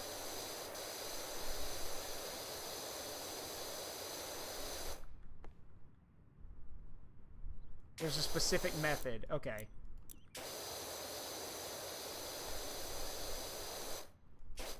Actually, fun fact for everybody, because I love giving this fun fact. Did you guys know, so everyone, you probably know this, but in the ruins of Pompeii, a lot of the stuff in Pompeii is perfectly preserved thanks to the ash, like, basically not carbonizing, but basically solidifying over people. So we now get to see, you know, perfect casts of them thanks to the ash. Fun fact, there's a lot of weird, Hey, well, Mr. Blue, thank you for the sub. I appreciate it. Crazy talk. Daft. But yes. So because of the events in Pompeii, a lot of the people who were killed are perfectly their bodies were perfectly, okay, I'm wrong. They were basically these perfect casts left over thanks to the ash, because the bodies rotted away, but the ash hardened over them and made these like molds, these mold casts basically. But that's not the interesting part. No, the interesting part is all the different poses people found like researchers found when they were doing the excavation. There was a couple like joined to, like, you know, arm in arm and died in each other's arms. There was one guy who got buried trying to flee the scene. Yes, an ashen shell, correct. And then I need a title for you. Think of something cool. Trust me, a title. I'm Guardian of the Forest of Memories. Let's see. Arbiter, High Remembrancer is what I'm called in the Discord. Is that a fucking gnome? Yeah, that's a fucking gnome. And yeah, High Remembrancer is what people call me in the Discord. Yeah, that's a gnome. The hell you looking at? And Ruler of History. Yeah, that works. Ruler of History works too. Also, yeah, what are you looking at? Freaking gnome. Oh, he's too far away. Look at him over there creeping. Also, you don't... Oh, yeah, don't worry about it. I don't think you're weird. Normal is boring anyway. But yeah, like I was trying to say, one of the people they found... So, again, to put this into perspective for you guys, this was basically an apocalyptic scenario for these people. They had never seen something like this happen before. So a lot of them were panicking, accepting death, all that kind of stuff. But there was one guy who apparently decided, world's coming to an end. All right, I'm going to beat... oh, whoa. Thank you. Wow. Oh yeah, and cheer 1,000. Thank you for the 1,000 bits. I appreciate it. Thank you. But yeah, there was one ashen cast that they found in Pompeii. And like I was saying, there were people running for their lives. There were people afraid. And there was one guy who apparently thought, end of the world? Let me just beat one more out before I die. That man, his ashen cast was literally found of him beating his meat when he died. So, I'm not joking about that, by the way. I wish I was joking. Yes, pyroclastic flow. Yes. And this guy decided it was the end of the world, so he was gonna, you know, have some fun. Yeah, meeting his beat right before he died. You legend. And he died that way. There's an ashen cast of him meeting his beat. It is so silly. All right, well, you have a good one, Mr. Blue. Tell Wands I said hey. And have a great night. Anyway, let's just go from right to left. Or left to right. I know my directions.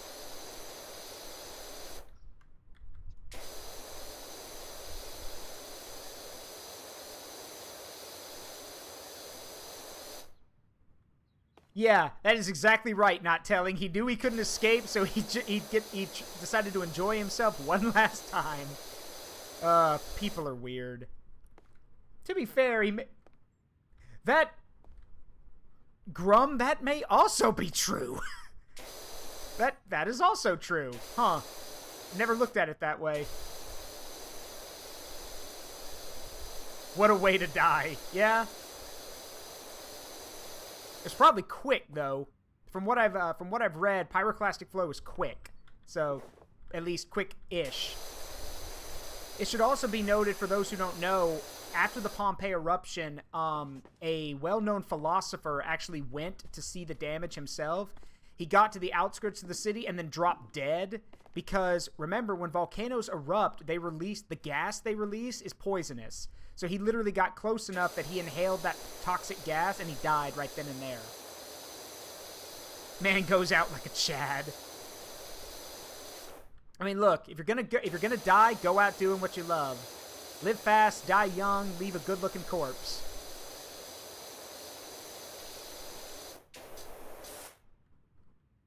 As Jingles would say, live fast, die young, leave a good-looking corpse.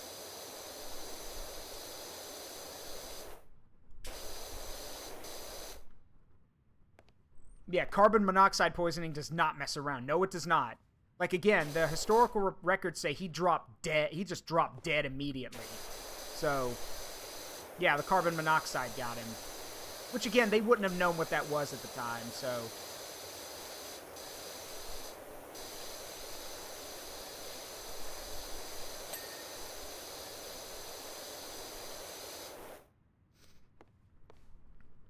Go out doing what you love. You're so... That's... You guys need to stop. You're good. You're too good. You need to stop. The virgin philosopher dying from carbon monoxide in the aftermath versus the Chad's one last wank. And yes, a lot of bad stuff comes out of volcanoes. But it should be noted that, how do I put this? There's something, how do I describe this? I know this is going to sound odd, but y'all hear me out on this one. There is something beautiful about nature at its most destructive. Because remember, even when a volcano erupts, it usually leaves behind new land. Like, when volcanoes erupt, that's how a lot of islands are formed, is thanks to volcanoes. Not to mention, you get one of the most beautiful stones ever left when magma hits water or cools down. You get obsidian, which is beautiful, freaking sharp, like super sharp. And yeah, yes, ash can also damage aircraft engines. Like I said, there's something. It's destructive. Do not take me wrong. Do not get me wrong. But there is something beautiful about that destruction.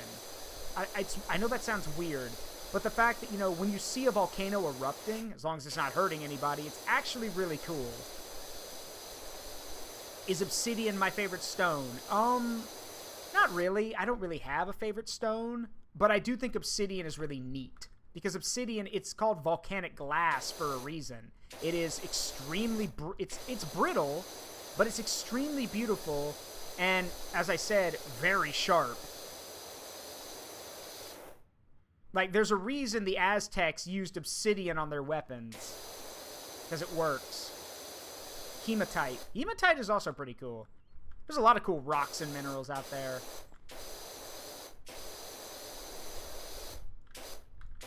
Oh, you know what? Let's have some fun. And Amina, you know this, so you can't answer. All right, who can tell me the 3 most precious gemstones in the world? The first one to do that, I'll give you a sub. What are the 3 most precious gemstones?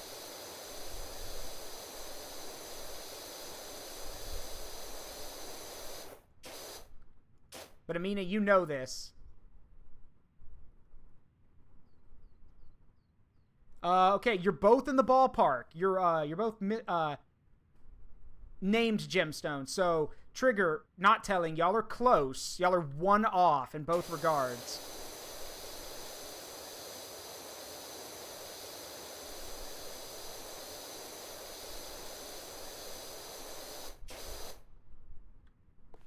Let me put it this way. You're correct about the red and the, hold on. Got it. Diamond, ruby, and emerald. Correct. Not telling. So, as promised.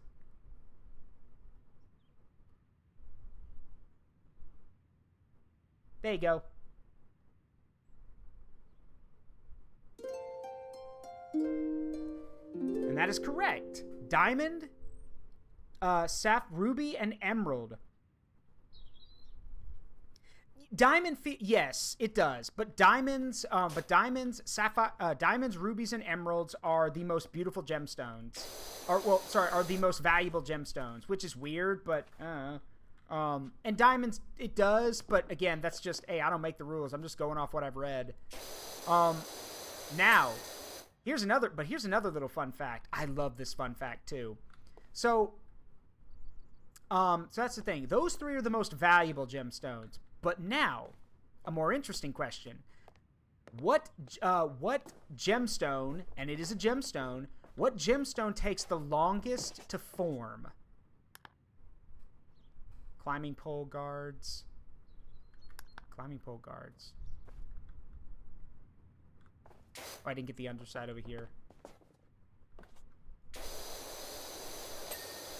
Okay. No, diamond, no. There's one that takes even longer than diamond, actually. Y'all are never gonna get this. If you do, I'll be impressed.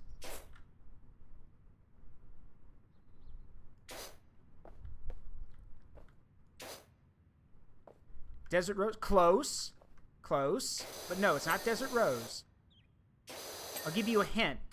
I'll give you a hint. It's usually brown or orange in color. That's probably going to give it away. Topaz? No. Here's the other thing. Here's another hint.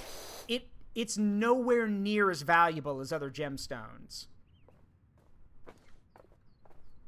Most people don't even... it's seen as a gem. I mean, it can be turned into a gem, but it's not your average gemstone.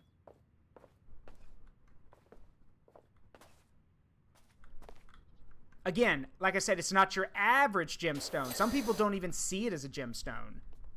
Bingo! Raleigh has got it. Amber. Amber takes the longest to form. It does. It takes the longest to form. And while many people do not consider it a gemstone, there are many others who do. Because of the way it can be refined and the way it can be shaped. Yes. Yes, I know. That's, again, furry. I know. It is. It's tree sap. However, there are certain people, there are collectors and other people who see it as nature's gemstone. Because, here's the kicker. It has to do with the time.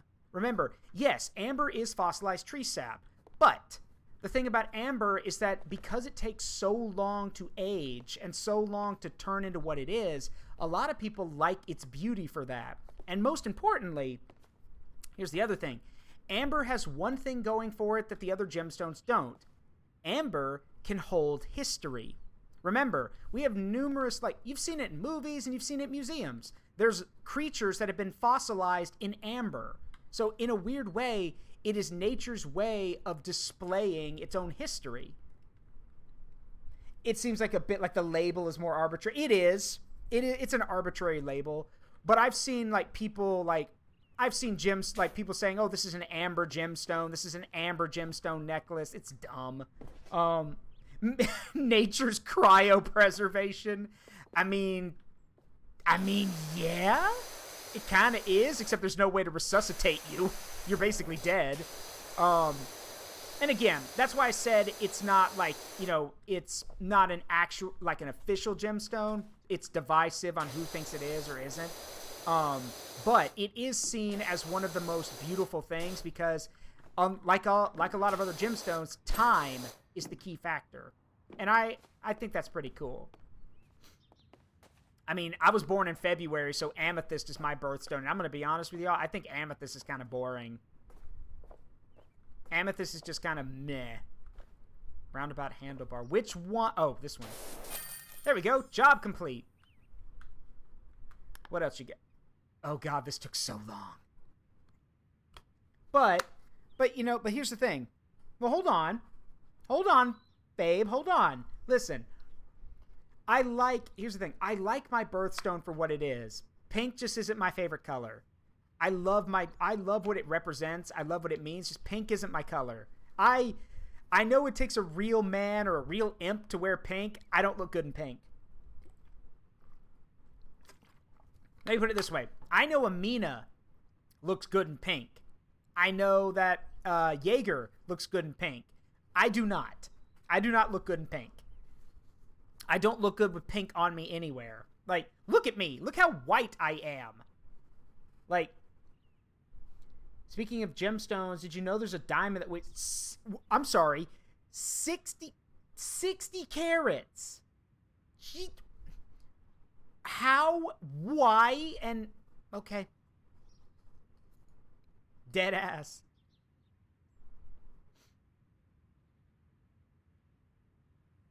You are white and red. That makes pink. Naturally formed amethyst is pretty neat. Not because of the fact that it could... Oh, yeah, I forgot. Naturally formed amethyst is sharp as hell. I forgot about that. All right, so what do we got next? Clean the golf cart. Clean. Oh God. Clean the No, thank you. Let's just go do the golf cart. I need you to clean my sorry golf. Mayor Jeff Jefferson the 13th. Mayor Jeff Jefferson. Man, your parents must have hated you. Jeff Jefferson. Trying to think, what's a good voice I can read this in? Okay, I got it. I need you to clean my sorry golf cart. You might have heard about my poor cat Ulysses going missing. We're all frantic with worry, what with the ceremony just round the corner. I swear I saw him on the golf course, frolicking on the lily pads in the lake by the 13th. Par 3, but I always get a birdie. How? Oh, well, no, never mind. I was about to say, what? Yeah, yeah, that's right. You get it in on 2. By the time I realized it was just a boisterous carp, it was too late. I slammed on the brakes and went tumbling down the slope, head over tail. Don't worry, the docs have given me the all clear. Said they'd never seen anyone recover from such a minor incident in so little time. But the cart needs a hose down. Okay. Sheesh. And this was a natural diamond.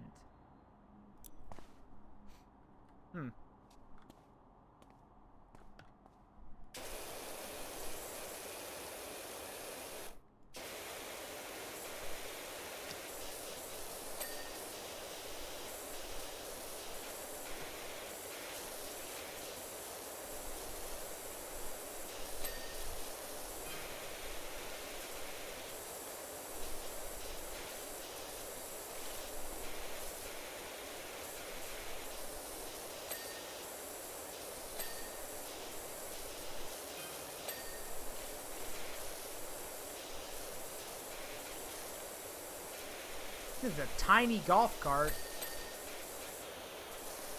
Where are you gonna put your clubs? Like, where's the rack to hold the clubs? Actually, where are the pedals?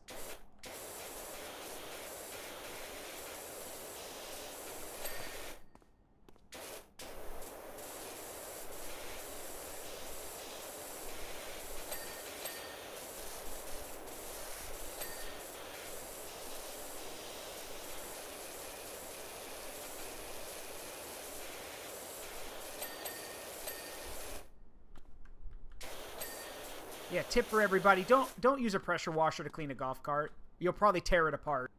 You have to hand wash a golf cart.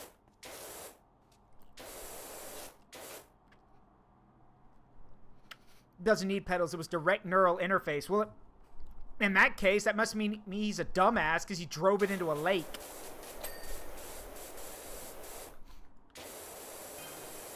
And again, if your name's Jeff Jefferson...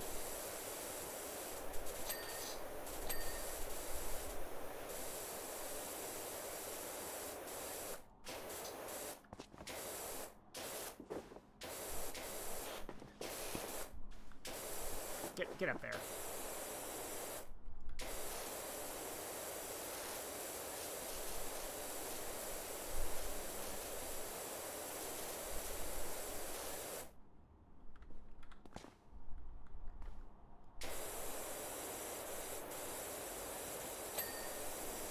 There you go. What else is dirty?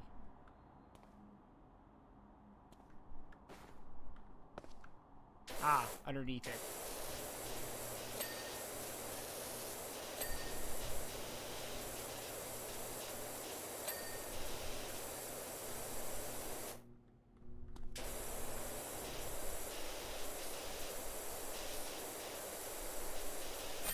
Got it.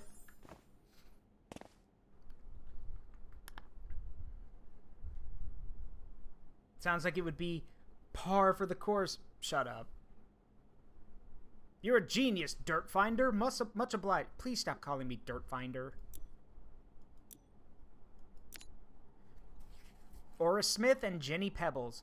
Cards on the table. We live at the old house of Esther Diath, the eccentric actress who played the Wicked Witch in that classic movie and vanished mysteriously in the national park. Oh! Okay.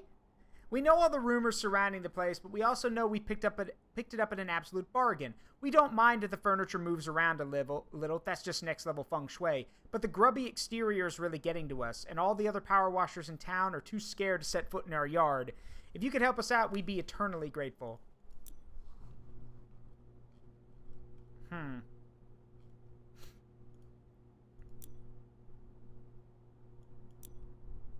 What's the catch? Missing 411.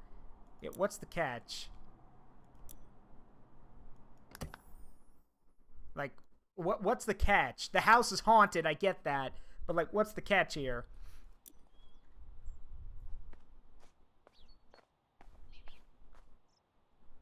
Oh. Huh. That, I thought that was actually a... You might notice the odd, super weird, creepy sign on the outside of the house. It's nothing to worry about. You mean the thing that looks like someone being hanged? Yeah, I noticed. Thanks. Better not be any more of those. According to Jenny's research, they're written in Enochian, the ancient language of the angels. Uh-huh. I see. Yeah, they were Lich King. I was reading it. That's a massive-ass diamond, and that was natural? Jeez. Alright. Well, we're short on time, so let's get all this stuff off, and then we'll call it for now. Good thing I have the souped-up pressure washer, otherwise we wouldn't be able to get the graffiti off. Because, yes, you do need this power washer to get rid of graffiti. So, it even says, like, this specializes in getting rid of graffiti. Ah, I need my ladder.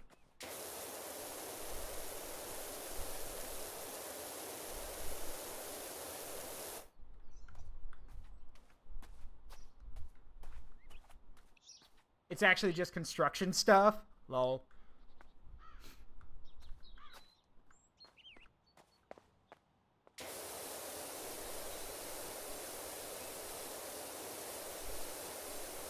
Do I have the other nozzles? Not right now. I'm just using the... I have the, I've got the new power washer, the normal extension. I have all the different nozzles and everything. So right now I'm good. Let's see. Also, go gadget dirt detector. Oh, I'm blind! Alright, I need to get my ladder. Come here, you.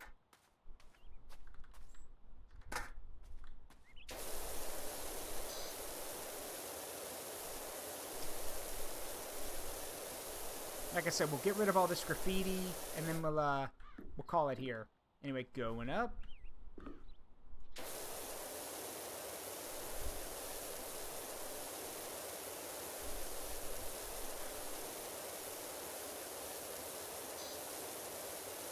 Alright, I think there's one more. Come here.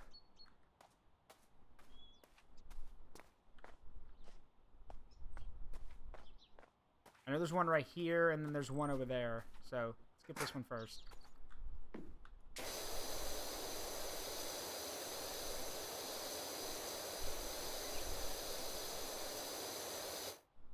Wait a minute. Okay, I was gonna say, this is gonna be one of those things where, like, if I spray the house, like, there's gonna be, like, some ghost looking at me, because they did basically admit that the house is haunted.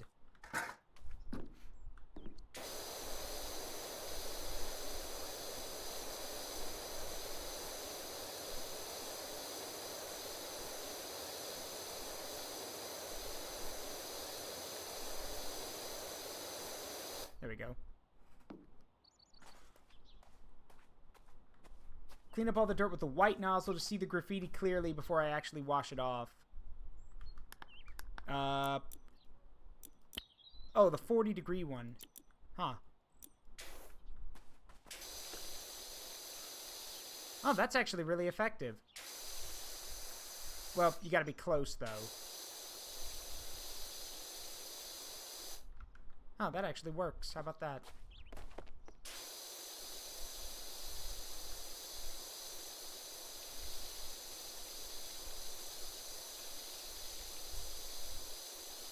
normally don't use the really wide one like this because the water pressure is not very strong, but I guess with this, with the level 2 pressure washer, it is.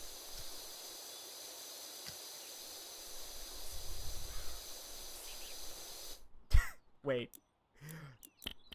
You guys know this would scare the shit out of these people. Just spray it at full blast at their door.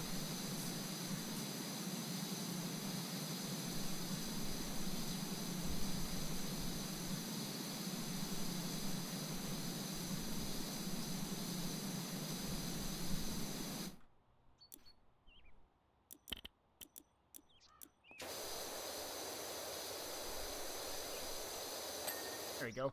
Alright. Good speed impact. That's true. Hold on. Yeah, it's not bad. Well. It's not bad, but...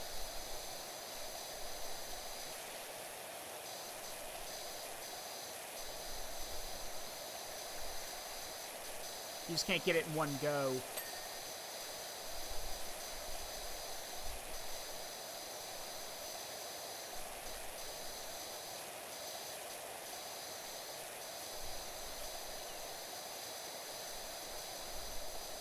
I really wish there was like a trickle down thing for the water, so like you could like if it trickled down off the roof, you could get these spots, but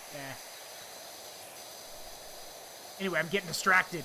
Do the window frame and call it, Zaruk, otherwise you're gonna be here for another 3 hours. The game's just too relaxing. It sucks you in and then it won't let go. Alright, we're gonna call it here for now. Let's see. Well, like I said, I think that's gonna do it for now. I hope you all had a wonderful time. Stick around. We're going to go raid someone tonight. Wait, there's a level you haven't unlocked yet that I hate even more than the playground level. Oh, dear. Well, I hope it's not too bad. I mean, like, on a scale of 1 to 10, how bad are we talking? Like, with 1 being, you know, not that big a deal, to 10 being, like, you know, the aftermath of a nuclear blast of dirt. How bad are we talking? Anyway, let me find someone to go raid.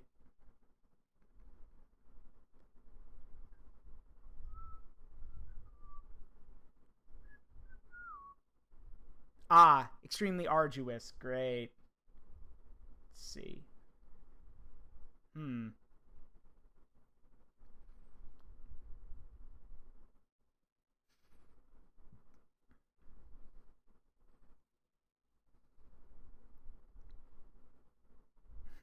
You know what? Let's go say hi to, Rust. Ugh, God. So you're telling me I need to get a tetanus shot before I go check it out.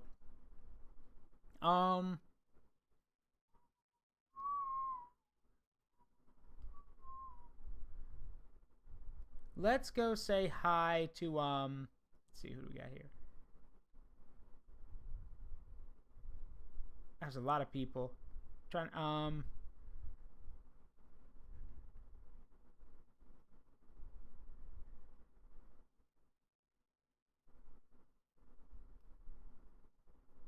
You know what? Where are they? I saw them.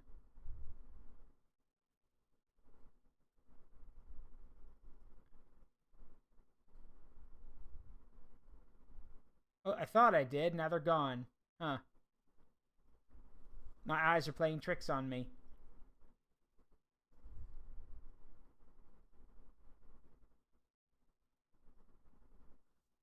Oh, no, there they are. Sorry about that. All right, let's go say hi to Albani Parlor.